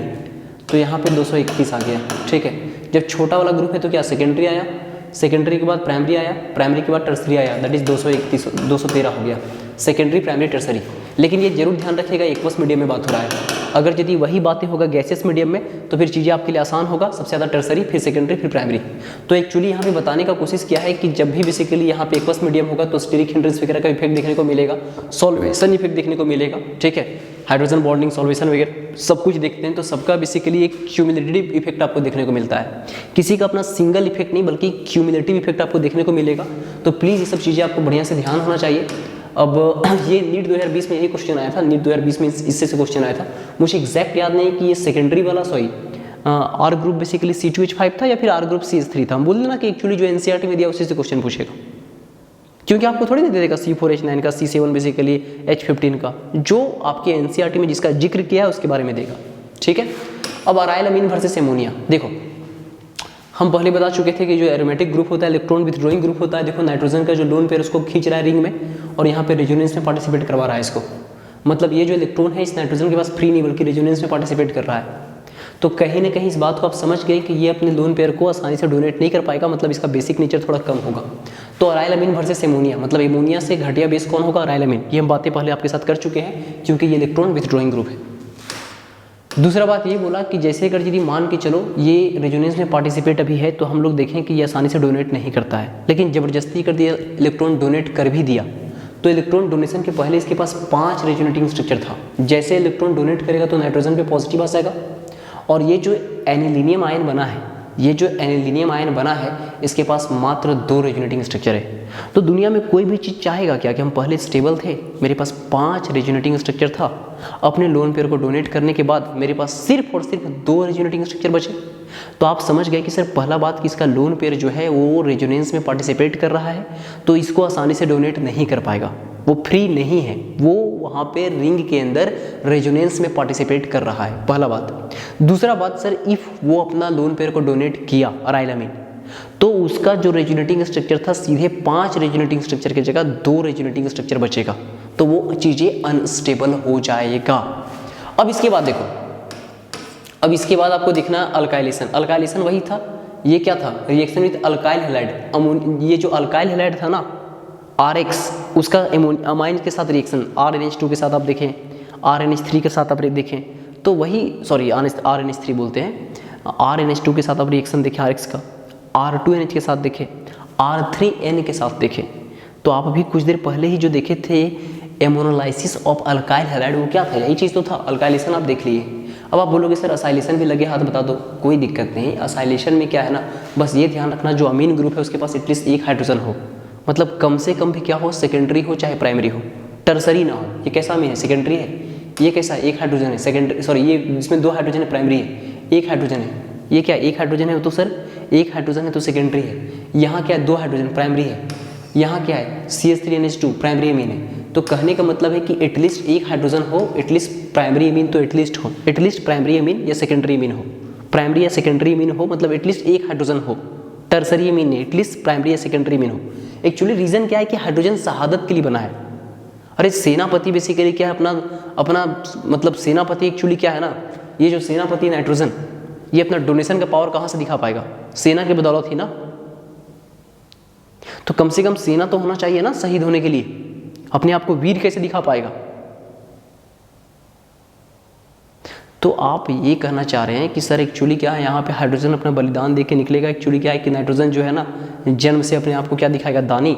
अपना लोन पेयर किसी को डोनेट करेगा और डोनेट करेगा तो नाइट्रोजन पे पॉजिटिव चार्ज आ जाएगा, नाइट्रोजन पे पॉजिटिव चार्ज आएगा। और नाइट्रोजन पे पॉजिटिव चार्ज आएगा तो बहुत ही अनस्टेबल होगा, तो नाइट्रोजन हाइड्रोजन के इलेक्ट्रॉन को बेसिकली खींचेगा और हाइड्रोजन इलेक्ट्रॉन दे करके H+ के फॉर्म में निकलेगा। तो ओवरऑल सर कम से कम प्राइमरी या सेकेंडरी कुछ ना कुछ अमीन होना चाहिए। प्राइमरी सेकेंडरी अमीन हुआ तो असाइलेशन रिएक्शन होगा। असाइलेशन एक तरह होता क्या? एक्चुअली एक तरह का न्यूक्लियोफिलिक सब्स्टिट्यूशन रिएक्शन है, एक तरह का न्यूक्लियोफिलिक सब्स्टिट्यूशन रिएक्शन है। कुछ भी नहीं, ये जो न्यूक्लियोफाइल है ये इसके साथ जुड़ेगा और Cl- नाम का न्यूक्लियोफाइल यहाँ से निकलेगा। ये न्यूक्लियोफाइल Cl- वाला जो न्यूक्लियोफाइल है ये निकलेगा और ये न्यूक्लियोफाइल जुड़ेगा। तो एक न्यूक्लियोफाइल का जुड़ना और एक न्यूक्लियोफाइल का निकलना क्या हो गया? न्यूक्लियोफिलिक सब्स्टिट्यूशन रिएक्शन ही बोलोगे। अब यहाँ पे देखो फॉर एग्जांपल हो क्या रहा है, कितना आसान है। देखो असाइलेशन, यहाँ पे देखो CH3COCl है तो कार्बन ऑक्सीजन में डबल बॉन्ड है और ऑक्सीजन ज़्यादा इलेक्ट्रोनेगेटिव है, तो पाई बॉन्ड लूज होता है, दोनों को दोनों इलेक्ट्रॉन उठ करके इसके पास आएगा, इसके ऊपर नेगेटिव इसके ऊपर पॉजिटिव। और जैसे पॉजिटिव आया वैसे क्या होगा, नाइट्रोजन जो है अपने लोन पेयर से अटैक करेगा इस कार्बन के ऊपर। नाइट्रोजन देखा, बोला हाँ जिंदगी में तुमको सहारा का ज़रूरत है, हम है ना। तो नाइट्रोजन बेसिकली अपना लोन पेयर इसको डोनेट किया, वैसे नाइट्रोजन पे आ जाएगा पॉजिटिव। अब आप समझ सकते हैं नाइट्रोजन पे पॉजिटिव कितना अनस्टेबल होगा। अब लगे हाथ क्या होगा ना, उसी टाइम बेसिकली क्या होगा कि क्लोरीन जो है वो कार्बन से इलेक्ट्रॉन खींच के निकलना चाहेगा, क्योंकि इसमें डाइपोल ऑलरेडी प्रेजेंट था, Dl - Dl+। तो ये क्लोरीन जैसे निकलना चाहेगा वैसे ये जो ऑक्सीजन का इलेक्ट्रॉन है वो क्या होगा, वो फिर से बेसिकली क्या है ना, देखो यार कार्बन कभी भी क्या कितना बॉन्ड बनाएगा, 2 3 4 बॉन्ड बनाया हुआ नाइट्रोजन के साथ, एक और बॉन्ड बनाएगा तो 5 बॉन्ड। तुम बोलोगे सर अभी तो 4 है, क्योंकि ये अभी नाइट्रोजन के साथ बनाएगा तब भी 4 होगा, क्योंकि ये दोनों इलेक्ट्रॉन तो ऑक्सीजन के पास चला गया। थोड़ा स्पीड फास्ट हो रहा है ना, कोऑपरेट करो, टाइम जल्दी खत्म भी करना है। दोनों का दोनों इलेक्ट्रॉन बेसिकली ऑक्सीजन के पास चला गया, तो ऑक्सीजन पे नेगेटिव, तो एक ही सिंगल बॉन्ड बचा, 1 2 3, और यहाँ पे एक बॉन्ड बनेगा 4। नहीं, एक्चुअली क्या है ना, ये जो यहाँ पे नेगेटिव चार्ज आप देख रहे हैं फिर से बेसिकली बॉन्ड में फिर से आएगा, क्योंकि पाई बॉन्ड टूटते रहते हैं, बनते रहते हैं, ऐसा नहीं कि परमानेंटली टूट गया। पाई बॉन्ड टूटेगा, बनेगा, तो जब फिर से बनेगा तो 2 बॉन्ड, 1 3 4, और ये नाइट्रोजन का एक और बॉन्ड कार्बन के साथ बना, दैट इज 5 बॉन्ड, तो अनस्टेबल होगा। तो जैसे नाइट्रोजन कार्बन में बॉन्ड बना वैसे Cl- जो यहाँ से निकलेगा, और Cl- यहाँ से निकलेगा तो फिर नाइट्रोजन के ऊपर जो पॉजिटिव है, ये बॉन्ड बना तो नाइट्रोजन पे पॉजिटिव, तो नाइट्रोजन शहादत लेगा हाइड्रोजन का, तो H+ यहाँ से निकला, Cl- यहाँ से देखो HCl निकला, अरे HCl निकला। यहाँ पे दिखाने का कोशिश कर रहा है, क्या दिखाने का कोशिश कर रहा है, देखो नाइट्रोजन अपना लोन पेयर डोनेट किया, देखो एकदम बढ़िया से दिखाते हैं, नाइट्रोजन अपना लोन पेयर इस कार्बन को डोनेट किया। पहले देखो कार्बन और ऑक्सीजन का बॉन्ड पोलराइज हुआ, इस पे नेगेटिव, कार्बन पे पॉजिटिव। अब क्या है कि ये पाई बॉन्ड बनते रहते हैं, टूटते रहते हैं, इंपॉर्टेंट है, पाई बॉन्ड बनते रहते हैं, टूटते हैं। तो ये बेसिकली ऑक्सीजन के ऊपर जो नेगेटिव था फिर से बेसिकली बॉन्ड फॉर्मेशन में जैसे उतरा, और यहाँ नाइट्रोजन पे पॉजिटिव हो ही चुका था इस कार्बन को अपना लोन पेयर डोनेट करने के कारण, तो नाइट्रोजन पे पॉजिटिव बहुत ही अनस्टेबल, तो ये हाइड्रोजन का शहादत लेगा, इसका इलेक्ट्रॉन खींचेगा तो H+ के फॉर्म में यहाँ से निकलेगा, यहाँ से H+ निकलेगा और ये उतरेगा तो कार्बन पे फटाक से 5 बॉन्ड हो जाएगा। देखो अभी 4 बॉन्ड हो गया, ये डबल बॉन्ड जब उतरेगा पाई बॉन्ड बनाएगा तो कार्बन पे 5 बॉन्ड, और क्लोरीन तो मौका में तलाश में था, क्लोरीन को जैसे मौका मिला ये बेसिकली क्या है कि इलेक्ट्रॉन लेके निकल जाएगा कार्बन का, तो Cl- यहाँ से निकला, और ये बेसिकली यहाँ से H+ निकला। H+ क्यों, क्योंकि इसको शहीद होना पड़ा नाइट्रोजन के चक्कर में, नाइट्रोजन के दान धर्म के चक्कर में हाइड्रोजन शहीद होता है, तो हाइड्रोजन H+ और यहाँ Cl- तो HCl निकला, और HCl निकला बॉस, तो नाइट्रोजन और यहाँ कार्बन के बीच में सिंपल से बॉन्ड बन गया। कुछ लोग क्या करते हैं, बोलते हैं ट्रिक के पीछे भागते हैं, क्या करते हैं, बोलते हैं कुछ नहीं करना है, 2 हाइड्रोजन था, एक हाइड्रोजन यहाँ से निकालो, एक इससे निकाल दो Cl वगैरह, और नाइट्रोजन कार्बन को जोड़ दो, काम खत्म। इतना क्या पहचान याद रखेंगे, कोई बगैती वाला काम नहीं करना है, सिंपल एकदम सिंपल भाषा में एकदम इतना ध्यान रखना है। नहीं, आप थोड़ा सा चीज़ों को ध्यान रखो यार, ऐसा क्यों हो रहा है। अभी देखो तुम समझ गया होगा कि फिर यहाँ पे क्या होगा, यहाँ पे आएगा नेगेटिव आ जाएगा, यहाँ पॉजिटिव आ जाएगा, नाइट्रोजन अपना लोन पर अटैक करेगा, तो फिर यहाँ पे हाइड्रोजन को शहीद होना पड़ेगा, और फिर ये बेसिकली क्या है कि पाई बॉन्ड फिर से बॉन्ड में पार्टिसिपेट, फिर से बेसिकली ये बॉन्ड बनाएगा पाई बॉन्ड, तो यहाँ से Cl- निकलेगा और यहाँ H+, तो HCl निकल जाएगा, और कार्बन और नाइट्रोजन में बॉन्ड बन गया। देखो कार्बन नाइट्रोजन में बॉन्ड बन गया, यहाँ पे कम से कम एक हाइड्रोजन था तो ये रिएक्शन हो पाया। तो तुम यहाँ पे देख रहे हो, क्या दिख रहे हो, असाइल बेसिकली हाइड देख रहे हो, तो वही बोल रहा है कि एलिफेटिक हो चाहे एरोमेटिक हो, कोई भी बेसिकली प्राइमरी या सेकेंडरी अमीन हो, लेकिन टर्सरी अमीन नहीं, क्योंकि एक हाइड्रोजन होना चाहिए, शहीद होने के लिए कम से कम एक हाइड्रोजन होना चाहिए। तो बोल रहा है कि एलिफेटिक हो चाहे एरोमेटिक हो, प्राइमरी हो चाहे सेकेंडरी अमीन हो, ये रिएक्शन करेगा एसिड के क्लोराइड के साथ, एनहाइड्राइड के साथ या ईस्टर के साथ, और इनका मैकेनिज्म होगा न्यूक्लियोफिलिक सब्स्टिट्यूशन रिएक्शन। हम बताएं ना कि यहाँ पे Cl- क्या एक न्यूक्लियोफाइल है, ये न्यूक्लियोफाइल बेसिकली कार्बन से निकल रहा है, और दूसरा न्यूक्लियोफाइल नाइट्रोजन जो है वो कार्बन के साथ जुड़ रहा है। तो तुम्हें नहीं लग रहा है कि यहाँ जो मैकेनिज्म होगा वो सब्स्टिट्यूशन न्यूक्लियोफिलिक रिएक्शन होगा, यहाँ पे जो मैकेनिज्म होगा वो यहाँ जो मैकेनिज्म होगा वो सब्स्टिट्यूशन न्यूक्लियोफिलिक रिएक्शन होगा, इसमें कौन खास बात है, ठीक है। अब यहाँ पे दिखाने का कोशिश कर रहा है कि देखो यहाँ भी देखो, यहाँ क्या है, यहाँ पे दिखाने का कोशिश कर रहा है कि ये नाइट्रोजन जो है कार्बन ऑक्सीजन में कोई भी बॉन्ड ले लो, तो यहाँ पे बेसिकली पोलैरिटी होगा माइनस, यहाँ प्लस, तो नाइट्रोजन बेसिकली यहाँ पे अटैक करेगा, तो जाहिर सी बात है एक हाइड्रोजन का बलिदान होना तय है, एक हाइड्रोजन शहादत देगा, नाइट्रोजन कार्बन में बॉन्ड बनेगा। अब यहाँ पे Cl- वगैरह है नहीं, कोई बात नहीं, Cl- नहीं है, यहाँ पे जो ऑक्सीजन है ये ऑक्सीजन क्या करेगा, इस कार्बन के इलेक्ट्रॉन को लेकर के निकल जाएगा, और निकलेगा तो जाहिर सी बात है कि यहाँ पे CH3COO- निकलेगा, एसिटेट निकलेगा, ये निकलेगा CH3COO-, और यहाँ से जो H+ है इसके साथ जुड़ेगा और CH3COOH एसिड बना देगा। देखो एसिड बना, सर इसका H+, अरे पहले H+ Cl- के साथ HCl बना रहा था, अब में H+ जो है CH3COO- के साथ CH3COOH बना देगा, और साथ में बेसिकली क्या मिलेगा, साथ में सर अबर में सर न्यूक्लियोफाइल ये था, CH3COO- न्यूक्लियोफाइल था, ये न्यूक्लियोफाइल निकला, ये न्यूक्लियोफाइल है, देखो ये न्यूक्लियोफाइल निकला, और अबर में बेसिकली न्यूक्लियोफाइल के तौर पर नाइट्रोजन इससे जुड़ा, तो न्यूक्लियोफिलिक सब्स्टिट्यूशन रिएक्शन हो रहा है, ठीक है। ये बेसिकली ये मेरे पास सबस्ट्रेट क्या था, सर जो सबस्ट्रेट था वो सबस्ट्रेट बेसिकली अपने आप में एसिड एनहाइड्राइड था, मुझे उससे मतलब नहीं कि एसिड एनहाइड्राइड था, मुझे मतलब है कि यहाँ पे हो क्या रहा है, हो रहा है सब्स्टिट्यूशन न्यूक्लियोफिलिक रिएक्शन ही, कोई खास बात नहीं। यहाँ पे हाइड्रोजन के ऊपर से H+ निकलेगा क्योंकि नाइट्रोजन के ऊपर पॉजिटिव चार्ज बहुत अनस्टेबल होता है, और यहाँ से एक न्यूक्लियोफाइल निकलेगा, उस न्यूक्लियोफाइल के साथ H+, तो बेसिकली सिंपल सा चीज़ यहाँ पे फंडा है, और नाइट्रोजन कार्बन के बीच में बॉन्ड बनेगा। इतना आसान है, इसमें कुछ रॉकेट साइंस नहीं, इतना आसान चीज़ था। अब एक और एग्जाम्पल दिया है CH3NH2, क्या देख के थोड़ी ना घबरा जाएंगे, प्राइमरी या सेकेंडरी अमीन है। अब बोल रहा है C6H5COCl, अरे भाई ये C6H5COCl क्या बेंजीन वाला पोर्शन है C6H5, ये क्या है, इसको देख के क्या घबराना है बताओ। ये है C6H5COCl, तुम बोलोगे कि सर हम तो समझ गए यहाँ से Cl- का ये सर ये न्यूक्लियोफाइल है, Cl- यहाँ से निकलेगा और यहाँ से एक हाइड्रोजन निकलेगा और नाइट्रोजन कार्बन जुड़ जाएगा, ये नाइट्रोजन कार्बन जुड़ेंगे और यहाँ से बेसिकली एक Cl- और यहाँ से बेसिकली इस नाइट्रोजन में 2 हाइड्रोजन, तो एक हाइड्रोजन बचेगा और एक हाइड्रोजन निकलेगा। ये कुछ ऐसा बनने वाला है सर, H+Cl- HCl निकलेगा, देखो HCl निकल गया, और ये क्या है C6, यहाँ देखिए सर CH3 हो गया, CH3NH, और उसके बाद बेसिकली क्या है CO हो गया और C6H5, सजा के लिख दिया इसको, बस सजा के लिखा है CH3, देखो CH3 NH NH CO CO C6H5, कितना आसान था। और एक नॉर्मल बच्चा बोलेगा कि यार घबराना क्या है, कुछ नहीं करो, यहाँ से Cl- निकाल दो, यहाँ से एक हाइड्रोजन निकाल दो, नाइट्रोजन वाला पोर्शन अमाइन वाला पोर्शन से हाइड्रोजन निकालना है और इससे एक न्यूक्लियोफाइल निकालना है, दैट इज Cl- निकाल दो, इतना आसान था। तो यहाँ HCl निकल जाएगा और बाकी क्या हो जाएगा, NH2 में एक हाइड्रोजन चला गया तो क्या बचेगा, NH बचेगा, CH3NH, और यहाँ से उल्टा साइड से लिख दिया CO C6H5, देखो कितना आसान है, CH3NH CO C6H5। तो यहाँ बस इतना बोल रहा है कि क्या दिक्कत है, ये अराइल वाला था, यहाँ पे अराइल था, अराइल हैलाइड था, अराइल एसिड हैलाइड, अराइल जो है अराइल एसिड हैलाइड था ये, तो घबराना नहीं, इसी को कहते हैं असाइलेशन कहते हैं। इतना आसानी से मैकेनिज्म वाइज आपको हम दिखाने का कोशिश की। अब आगे देखो, ये जो नीट 2020 में इससे क्वेश्चन आया था, 2020 19 नहीं 2020, नीट 2019 में जो क्वेश्चन आया था वो उससे आया था, बेसिक स्ट्रेंथ वाला से, छोटा या बड़ा मुझे एग्जैक्ट याद नहीं है, ये था नीट 2020, नीट 2020 से क्वेश्चन इससे आया था। एक्चुअली क्या है ना, घुमा के क्वेश्चन था, मतलब ज़्यादा भी कुछ घुमाया नहीं था, बस ध्यान रखो कार्बोमाइन रिएक्शन जो है ना वो प्राइमरी मीन देता है, कार्बोमाइन रिएक्शन प्राइमरी मीन देता है। तो एक्चुअली था उसमें पूछा था कार्बोमाइन रिएक्शन कौन दिया, कौन सा मीन देगा, कौन देगा कार्बोमाइन रिएक्शन, तो उसमें बेसिकली एक ही स्ट्रक्चर था जिस स्ट्रक्चर में क्या था, प्राइमरी मीन था। तो आपको किसी भी तरह घुमा फिरा के दे, अगर आपको प्राइमरी मीन दिखा तो आप क्या बोलिएगा, सर प्राइमरी मीन दिख रहा है मतलब कार्बोमाइन रिएक्शन शो करेगा, सो सिंपल। अब कार्बोमाइन रिएक्शन होता क्या है, प्राइमरी मीन आपको लेना है, क्लोरोफॉर्म लेना है और साथ में एक अल्कली बेस लेना है, मतलब स्ट्रॉन्ग बेस लेना है। प्राइमरी मीन लीजिए, क्लोरोफॉर्म लीजिए, एक बेस लीजिए और इनको आप हीट कीजिए, तो आपको क्या मिलेगा, आइसोसाइनाइड मिलेगा जो कि बहुत ही गंदा बदबू देगा, फॉल स्मेल करेगा, साथ में पानी मिल जाएगा, और क्लोरोफॉर्म है तो क्लोरीन, और यहाँ बेसिकली जो भी बेस है, जिसे NaOH रहता तो NaCl, KOH लेंगे तो KCl मिलेगा, एक सॉल्ट मिलेगा जैसे कि KOH लिए तो KCl सॉल्ट मिलेगा, पानी मिलेगा और आइसोसाइनाइड मिलेगा।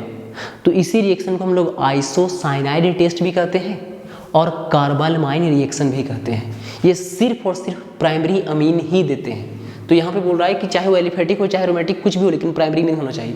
तो ये देखो, ये RNH2NH2 ग्रुप मतलब प्राइमरी मीन, यहाँ क्लोरोफॉर्म है और यहाँ पे एक अल्कली बेस है। जब इनको हीट करेंगे तो RNC, ये आइसोसाइनाइड बना, RNC ये क्या बन गया, आइसोसाइनाइड। देखो CN को तुम साइनाइड कहते हो, NC मिला मतलब आइसोसाइनाइड, तो आइसोसाइनाइड मिलेगा, KCl मिलेगा और वाटर मिलेगा। और यही चीज़ बताता है कि अगर यदि ये आइसोसाइनाइड मिला, फॉल स्मेलिंग सब्सटेंस मिला, मतलब जो अमीन था वो प्राइमरी मीन रहा होगा। अब रिएक्शन विथ नाइट्रस एसिड, हम बोलेंगे कि ये जो डाइजोनियम का प्रिपरेशन है ये सिलेबस से हट गया है, तो डाइजोनियम को हटाइए, आप सीधा आ जाइए reaction with aryl sulfonyl chloride, इसमें आना चाहेंगे, ठीक है। अच्छा बॉस, एक बहुत सिंपल सा बात करने जा रहा हूँ तुम्हारे साथ। देखो, आप बोले कि अगर सपोज दैट मैं आपको मिक्सचर देता हूँ प्राइमरी मीन, सेकेंडरी मीन और टर्सरी मीन, तो आप इन सबको कैसे बेसिकली आप सेपरेट कर सकते हो। तो आप बोलोगे सर प्राइमरी मीन में हाइड्रोजन बॉन्डिंग सबसे ज़्यादा है, फिर सेकेंडरी, फिर टर्सरी, यानी कि बॉइलिंग पॉइंट सबसे ज़्यादा होगा प्राइमरी मीन का, उसके बाद सेकेंडरी का, उसके बाद टर्सरी का। तो एक काम करेंगे हम लोग, क्या करेंगे, प्राइमरी सेकेंडरी टर्सरी मीन का जो मिक्सचर मेरे पास है उस मिक्सचर को हीट करेंगे, और हीट करेंगे तो डेफिनेटली जिसका बॉइलिंग पॉइंट सबसे कम होगा वो जल्दी वेपोराइज करेगा। तो सबसे पहले जो वेपर मिलेगा सर वो टर्सरी मीन का होगा, उसके बाद सेकेंडरी मीन का होगा, उसके बाद प्राइमरी मीन का होगा। तो कहने का मतलब है सर कि हम लोग primary mean, secondary mean, tertiary mean को सेपरेट कर सकते हैं, क्योंकि प्राइमरी मीन का बॉइलिंग पॉइंट सबसे ज़्यादा होगा, बिकॉज हाइड्रोजन बॉन्डिंग इसमें सबसे ज़्यादा है। तो सबसे पहले वेपर मिलेगा किसका, जिसका बॉइलिंग पॉइंट कम है, वो आसानी से बेसिकली वेपोराइज होगा। तो टर्सरी मिलेगा, फिर सेकेंडरी मिलेगा, फिर प्राइमरी मिलेगा। अच्छा, आप ये तरीका नहीं करोगे, आप लोगे फ्रैक्शनल डिस्टिलेशन लोगे, क्योंकि आपको पता होना चाहिए कि इनका बॉइलिंग पॉइंट का डिफरेंस वैसे बहुत ज़्यादा नहीं होता है। तो हम लोग फ्रैक्शनल डिस्टिलेशन लेंगे, नॉर्मल डिस्टिलेशन नहीं लेंगे, ठीक है। तो आप ये समझ गए। उसके बाद तुम्हारे साथ हम ये बात करना चाहेंगे, ठीक है। आप इसको देखो, आप इसको क्या कहोगे सर, इसको बेंजीन कहेंगे, बहुत ही बढ़िया। ये सल्फोनाइल ग्रुप लग गया सर, सल्फोनाइल ग्रुप, और ये क्लोराइड है। तो आप बोले ये बेंजीन सल्फोनाइल क्लोराइड है, हाँ बोले हाँ है। तो सर इसको हम लोग बोलेंगे हिंसबर्ग रिएजेंट। क्या बोलेंगे, हिंसबर्ग रिएजेंट बोलेंगे, हिंसबर्ग रिएजेंट बोलेंगे। ये जो बेंजीन सल्फोनाइल क्लोराइड है, इसका हम रिएक्शन करते हैं देखो प्राइमरी मीन के साथ। प्राइमरी मीन क्या हो जाएगा, RNH2, मतलब 2 हाइड्रोजन तो होगा नाइट्रोजन के पास, हाँ सर। तो यहाँ पे क्या होगा ना, यहाँ से Cl- और यहाँ से H+ ये निकलेगा, ठीक है।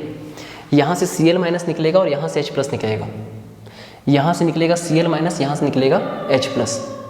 तो आप बोले कि सर यहाँ से निकलने वाला है Cl- और यहाँ से निकलेगा H+, तो डेफिनेटली यहाँ से क्या निकल गया, HCl निकल गया। और ये जो बेसिकली था सर, ये जो आपको बेंजीन दिख रहा था, बेंजीन एज इट इज रह जाएगा, बहुत ही बढ़िया। Sulphonyl group as it is रह जाएगा, बहुत ही बढ़िया। और इसके साथ अब क्या है कि नाइट्रोजन जुड़ जाएगा सर, नाइट्रोजन। और नाइट्रोजन पे प्राइमरी मीन में 2 हाइड्रोजन था, तो एक हाइड्रोजन बेसिकली HCl की फॉर्म में निकल गया, बाकी एक हाइड्रोजन बचा और एक R ग्रुप, बाकी एक R ग्रुप। और ये जो सब्सटेंस है सर अपने आप में प्रेसिपिटेट है, अपने आप में प्रेसिपिटेट है, अपने आप में प्रेसिपिटेट है। तो आप बोले सर कि जो बेंजीन सल्फोनाइल क्लोराइड है, बेंजीन सल्फोनाइल क्लोराइड है, दैट इज हिंसबर्ग रिएजेंट है। ये जब रिएक्शन करेगा प्राइमरी मीन के साथ तो आपको एक प्रेसिपिटेट मिलेगा। हम बोले यार HCl ही निकलेगा और नाइट्रोजन और बेसिकली सल्फर के बीच में बॉन्ड बनेगा, हम सेकेंडरी मीन लेंगे तो क्या दिक्कत होगा बताओ। अगर हम सेकेंडरी अमीन लेंगे तो भी तो रिएक्शन होगा। हम बोले भाई सेकेंडरी अमीन अगर यदि लेंगे, सेकेंडरी अमीन अगर यदि लेंगे तो सेकेंडरी अमीन में क्या दिक्कत है बताओ। सेकेंडरी अमीन में भी क्या, एक हाइड्रोजन तो है, ठीक है चलो 2 बार अल्काइल ग्रुप है, लेकिन एक हाइड्रोजन तो HCl यहाँ भी निकलेगा। और HCl निकलने के बाद देख मेरे भाई, ये बेंजीन ग्रुप तुमको दिख रहा है और यहाँ सल्फोनाइल ग्रुप भी दिख रहा होगा, और उसके बाद बेसिकली नाइट्रोजन यहाँ पे जुड़ेगा सल्फर से, और यहाँ पे 2 R ग्रुप जुड़ेगा।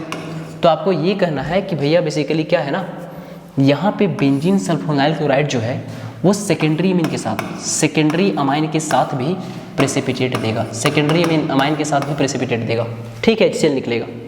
तो प्राइमरी के साथ भी प्रेसिपिटेट मिला, सेकेंडरी के साथ भी प्रेसिपिटेट मिला। अब मैं चाहूँगा कि प्राइमरी सेकेंडरी के साथ आप प्रेसिपिटेट तो आप देख ही लिए हैं, अब आप आगे देखिए, ये हो गया बेंजीन, ये हो गया सल्फोनाइल, ये क्लोराइड। अगर हम इसका रिएक्शन करेंगे टर्सरी अमीन के साथ तो बोलोगे सर इसके पास कोई हाइड्रोजन है ही नहीं, तो कोई HCl नहीं, मतलब कोई प्रेसिपिटेट नहीं, मतलब नो रिएक्शन। कोई HCl नहीं, कोई प्रेसिपिटेट नहीं, कोई सल्फर नाइट्रोजन नहीं जुड़ेगा, कोई रिएक्शन नहीं होगा। आप बोले टर्सरी अमीन के साथ कोई रिएक्शन नहीं, प्राइमरी अमीन के साथ प्रेसिपिटेट मिलेगा, सेकेंडरी अमीन के साथ भी प्रेसिपिटेट मिलेगा। आप बढ़िया से बोलेगे सर एक बार बढ़िया से आप देखिए, ये था बेंजीन सल्फोनाइल क्लोराइड जिसको हम लोग हिंसबर्ग रिएजेंट भी कहते हैं। प्राइमरी अमीन के साथ एक प्रेसिपिटेट दिया, HCl निकला, पक्का HCl निकला और नाइट्रोजन सल्फर के साथ में बीच बॉन्ड बना, प्रेसिपिटेट। अच्छा, प्राइमरी अमीन में एक हाइड्रोजन शहीद हुआ है, अभी भी एक हाइड्रोजन बचा हुआ है, अभी भी एक हाइड्रोजन बचा हुआ है, अभी भी एक हाइड्रोजन बचा हुआ है, एक हाइड्रोजन बचा हुआ है, एक हाइड्रोजन बचा हुआ है।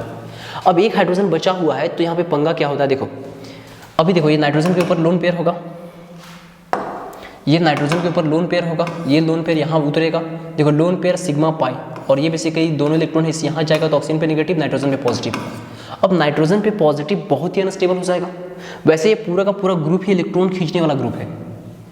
अब क्या है कि नाइट्रोजन पे पॉजिटिव बहुत ही अनस्टेबल, तो नाइट्रोजन क्या करेगा, हाइड्रोजन से इलेक्ट्रॉन खींचेगा, तो H+ यहाँ से निकल सकता है। यहाँ पे जो हाइड्रोजन है सर एसिडिक हाइड्रोजन है, ये प्रेसिपिटेट का अगर यदि हम रिएक्शन कराएंगे किसी अल्कली के साथ, किसी बेस के साथ, तो बेस का OH- और इसका H+ वाटर, मतलब ये फिर से चीज़ें सॉल्युबल हो जाएगा, ये फिर से क्या हो जाएगा, ये फिर से हो जाएगा sir soluble with alkali, soluble with alkali, alkali के साथ फिर से सॉल्युबल होगा सर। और ये जो सेकेंडरी अमीन है ना सर, सेकेंडरी अमीन में सबसे बड़ा प्रॉब्लम ये है कि नाइट्रोजन के साथ कोई हाइड्रोजन है नहीं, तो यहाँ पे कोई एसिडिक हाइड्रोजन नहीं है, यहाँ पे कोई एसिडिक हाइड्रोजन नहीं, यहाँ पे एसिडिक हाइड्रोजन था तो बेस का OH- और H+ वाटर बनाएगा, यहाँ कोई एसिडिक हाइड्रोजन नहीं है, और अगर यदि एसिडिक हाइड्रोजन नहीं है तो फिर बेसिकली वाटर नहीं निकलेगा, और वाटर नहीं निकलेगा तो मतलब फिर से जो प्रेसिपिटेट है दोबारा सॉल्युबल नहीं होगा। ये precipitate that is secondary amine के केस में जो प्रेसिपिटेट मिला है, सेकेंडरी अमीन के केस में जो प्रेसिपिटेट मिला है, वो सेकेंडरी अमीन वाला जो प्रेसिपिटेट है बॉस, वो जो है ना सेकेंडरी अमीन वाला जो प्रेसिपिटेट है, सेकेंडरी अमीन वाला जो प्रेसिपिटेट है वो अल्कली के साथ नो रिएक्शन, मतलब प्रेसिपिटेट का प्रेसिपिटेट ही रह जाएगा, नो रिएक्शन मतलब प्रेसिपिटेट का प्रेसिपिटेट ही रह जाएगा, प्रेसिपिटेट का प्रेसिपिटेट ही रह जाएगा। इतना आसान सा चीज था, ध्यान रहेगा।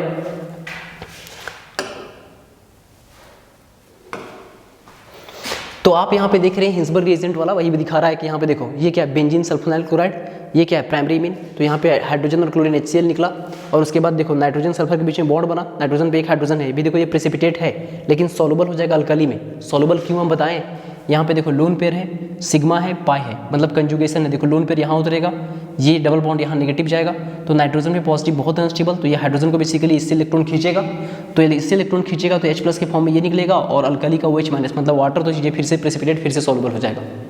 और आप बोले कि सर यहाँ पे सेकेंडरी अमीन में भी प्रेसिपिटेट मिलेगा लेकिन नाइट्रोजन पे कोई हाइड्रोजन नहीं है, तो प्रेसिपिटेट जो है आगे अल्कली के साथ फिर से सॉल्युबल नहीं होगा, ठीक है। ये जो ग्रुप, उसके बाद जो टर्सरी अमीन में तो कोई रिएक्शन ही नहीं होगा। यहाँ पे बोल रहा है tertiary amine do not react with benzene sulfonyl chloride. This property of amine reacting with benzene sulfonyl chloride in different manner is used for distinction of primary, secondary, tertiary amine. बोल रहा है कि जो इनका अलग अलग तरीका से जो रिएक्ट करते हैं इसके हेल्प से हम बता सकते हैं कि प्राइमरी अमीन कौन है, सेकेंडरी अमीन कौन है, टर्सरी अमीन कौन है। आप बोलिएगा कि सर इसको आप थोड़ा सा कंक्लूड कर दीजिए, हम बोलेंगे देखो कंक्लूड ये है ना बॉस, कंक्लूजन ये है कि जो बेंजीन, एनसीईआरटी में किनारे लिख लेना, benzene sulfonyl chloride plus primary amine क्या मिलेगा, प्रेसिपिटेट मिलेगा। फिर लिखना benzene sulfonyl chloride plus secondary amine, ये भी क्या मिलेगा, प्रेसिपिटेट मिलेगा। बोलोगे सर दोनों प्रेसिपिटेट मिल रहा है, कोई नहीं, रुको तो तीसरा बोलोगे कि बेंजीन है, सल्फोनाइल है, क्लोराइड है प्लस टर्सरी अमीन, ये नो रिएक्शन, सीधा लिख दो नो रिएक्शन। अब प्राइमरी में प्रेसिपिटेट मिला, सेकेंडरी में प्रेसिपिटेट मिला, अब प्राइमरी वाला जो प्रेसिपिटेट है उसको आप अल्कली के साथ रिएक्शन करोगे तो फिर से सॉल्युबल हो जाएगा, और यहाँ पे जो ये इसको आप अल्कली से रिएक्शन करोगे तो इसके पास एसिडिक हाइड्रोजन था ही नहीं, तो फिर से सॉल्युबल नहीं होगा, मतलब आगे no reaction, that is precipitate will remain same, precipitate will remain same, precipitate ही रह जाएगा, प्रेसिपिटेट ही रह जाएगा, प्रेसिपिटेट ही रह जाएगा। सेकेंडरी के केस में अल्कली के साथ रिएक्ट करके वो सॉल्युबल नहीं होगा क्योंकि यहाँ प्रेसिपिटेट के पास कोई एसिडिक हाइड्रोजन नहीं है। इतना सिंपल से कंसेप्ट था। अब यहाँ पे एक बात और कर रहा है, और वो बात क्या है, वो बात है कि अगर यदि अमीन हम एरोमेटिक अमीन लिए, और एरोमेटिक अमीन में क्या है, एरोमेटिक अमीन अगर लिए तो कोई जहाँ एरोमेटिक पार्ट आपको दिखता है, चाहे फिनॉल में दिखेगा, चाहे ईथर में दिखेगा, चाहे हेलोअल्केन में दिखेगा, चाहे बेंजीन वगैरह में, जहाँ टॉल्यून जहाँ दिखे, आपको पता है कि एरोमेटिक चीज़ का जो सबसे कैरेक्टरिस्टिक्स रिएक्शन होता है वो होता है इलेक्ट्रोफिलिक सब्स्टिट्यूशन रिएक्शन। तो इलेक्ट्रोफिलिक सब्स्टिट्यूशन रिएक्शन आप बहुत बढ़िया से क्लास 11 में पढ़े हैं। उसके बाद आप हेलोअल्केन में भी पढ़े बढ़िया से, हेलोअल्केन हेलोरीन में आप देखे थे कि हेलोरीन में न्यूक्लियोफिलिक सब्स्टिट्यूशन रिएक्शन नहीं होता है, तो क्या होता था, इलेक्ट्रोफिलिक सब्स्टिट्यूशन रिएक्शन आप वहाँ देखे थे, हेलोजिनेशन देखे थे, नाइट्रेशन देखे थे, सल्फोनेशन देखे थे, Friedel craft alkylation, Friedel craft acylation देखे थे। तो कुछ नहीं, यहाँ भी आप देखोगे ये प्राइमरी अमीन है। अब प्राइमरी अमीन है तो यहाँ पे ब्रोमीन के साथ अगर यदि रिएक्ट करेगा ना, तो सबसे बड़ा प्रॉब्लम क्या है, प्राइमरी अमीन के साथ यहाँ पे प्रॉब्लम क्या है ना, देखो ये नाइट्रोजन क्या है, नाइट्रोजन के ऊपर दो बेसिकली यहाँ पे electron that is lone pair है, फिर सिग्मा है, फिर यहाँ पे पाई बॉन्ड है, तो ये लोन पेयर यहाँ उतरेगा, और ये बेसिकली क्या है कि ये किसी एक के पास जाएगा तो नेगेटिव, और फिर आप रेजोनेंस के बाद देखोगे नेगेटिव यहाँ भी आएगा और नेगेटिव यहाँ भी आएगा। मतलब यहाँ पे जो NH2 ग्रुप है ये इलेक्ट्रॉन डेंसिटी को रिंग में ऑर्थो और पैरा पोजीशन पे बढ़ा रहा है। तो नॉर्मली अगर आप ब्रोमीन का रिएक्शन करते हो, that is bromine aqueous medium में, तो जब ब्रोमीन का रिएक्शन करते हो एक्वस मीडियम में तो पता चलेगा कि यहाँ पे क्या है कि इलेक्ट्रोफिलिक सब्स्टिट्यूशन रिएक्शन होने के लिए यहाँ पे इतना फेवरेबल कंडीशन है कि ब्रोमीन दोनों ऑर्थो और पैरा पोजीशन पे, that is 2,4,6 try bromo aniline, ये एनिलीन हो गया, मतलब कि 2,4,6 ट्राई ब्रोमो एनिलीन आपको मिल जाएगा, मतलब दोनों ऑर्थो और एक पैरा पोजीशन पे, दोनों ऑर्थो और पैरा पोजीशन पे जहाँ चाहे इलेक्ट्रॉन डेंसिटी ज़्यादा है वहाँ ब्रोमीन जुड़ जाएगा, वहाँ इलेक्ट्रोफाइल जुड़ जाएगा, वहाँ इलेक्ट्रोफाइल जुड़ जाएगा एक्वस मीडियम में। इतना सिंपल से बात ध्यान रखिएगा नॉर्मल ब्रोमीन को लिए। तो अब यहाँ पे प्रॉब्लम क्या था ना, हम आपको बता ही चुके कि ये सब रीज़न क्या था, ये सब रीज़न था कि नाइट्रोजन का जो लोन पेयर है वो रिंग में इलेक्ट्रॉन डेंसिटी को बढ़ा दे रहा है, ठीक है। वही बोल रहा है कि जो मेन प्रॉब्लम जो था ना इलेक्ट्रोफिलिक सब्स्टिट्यूशन रिएक्शन में एरोमेटिक अमीन का, वो क्या है कि इनका हाई रिएक्टिविटी, ये बहुत ज़्यादा हाईली रिएक्टिव है। तो अब क्या है कि प्रॉब्लम किसके कारण हो रहा था, नाइट्रोजन के लोन पेयर के कारण हो रहा था। तो अब लोग क्या कोशिश करते हैं ना कि जब नाइट्रोजन के लोन पेयर के कारण ही प्रॉब्लम हो रहा था, तो यहाँ पे क्या है कि नाइट्रोजन के लोन पेयर को इंगेज कर देते हैं बॉन्डिंग में। और बॉन्डिंग में क्या किए, यहाँ देखो CH3CO वही एसिटिक एनहाइड्राइड लिए pyridine के प्रेजेंस में। अरे CH3CO 2 बार है, वही एसिटिक एनहाइड्राइड है किसके प्रेजेंस में, pyridine के प्रेजेंस में। अभी भी एसाइलेशन रिएक्शन देखा था ना भाई, देखो तो ये क्या था, प्राइमरी एमीन या सेकेंडरी मीन होना चाहिए था। तुमको कायदे से प्राइमरी में दिख रहा है नाइट्रोजन के साथ 2 हाइड्रोजन शहीद होने के लिए तैयार है, तो तुम बोलोगे ना कि नाइट्रोजन का बेसिकली जो यहाँ पे लोन पेयर का जो इलेक्ट्रॉन है वो यहाँ पे CH3 जो CO है तो कार्बन के साथ बेसिकली बॉन्ड बनाएगा। अरे यार रुला देते हो तुम लोग, यहाँ नहीं देखे हो यार, ये वाला देखो CH3CO ऑक्सीजन के साथ जुड़ा हुआ, यही चीज़ तो है। अरे यही है, यहाँ देखो। और यहाँ पे देखा था कि यहाँ बेसिकली क्या हो रहा था, जल्दी आ जाओ, यहाँ तुम देखा था ना कि नाइट्रोजन अपना लोन पेयर बेसिकली किसी एक कार्बन के साथ और दूसरा कार्बन जो है CH3COO- और H+, दैट इज ये निकला था। तो यहाँ पे क्या हो जाएगा, यहाँ घबराने की आवश्यकता थोड़ी ना है। हम क्या लिए, जल्दी देखो कि सर आप ले लिए pyridine के प्रेजेंस में वही एसिटिक एनहाइड्राइड, तो नाइट्रोजन और बेसिकली उस कार्बन के बीच में क्या हो जाएगा, बॉन्ड बनेगा और एक क्या निकल जाएगा CH3COO- और इसका बेसिकली नाइट्रोजन का एक हाइड्रोजन शहीद हो जाएगा H+, और वो CH3COO- दैट इज CH3COOH निकल जाएगा।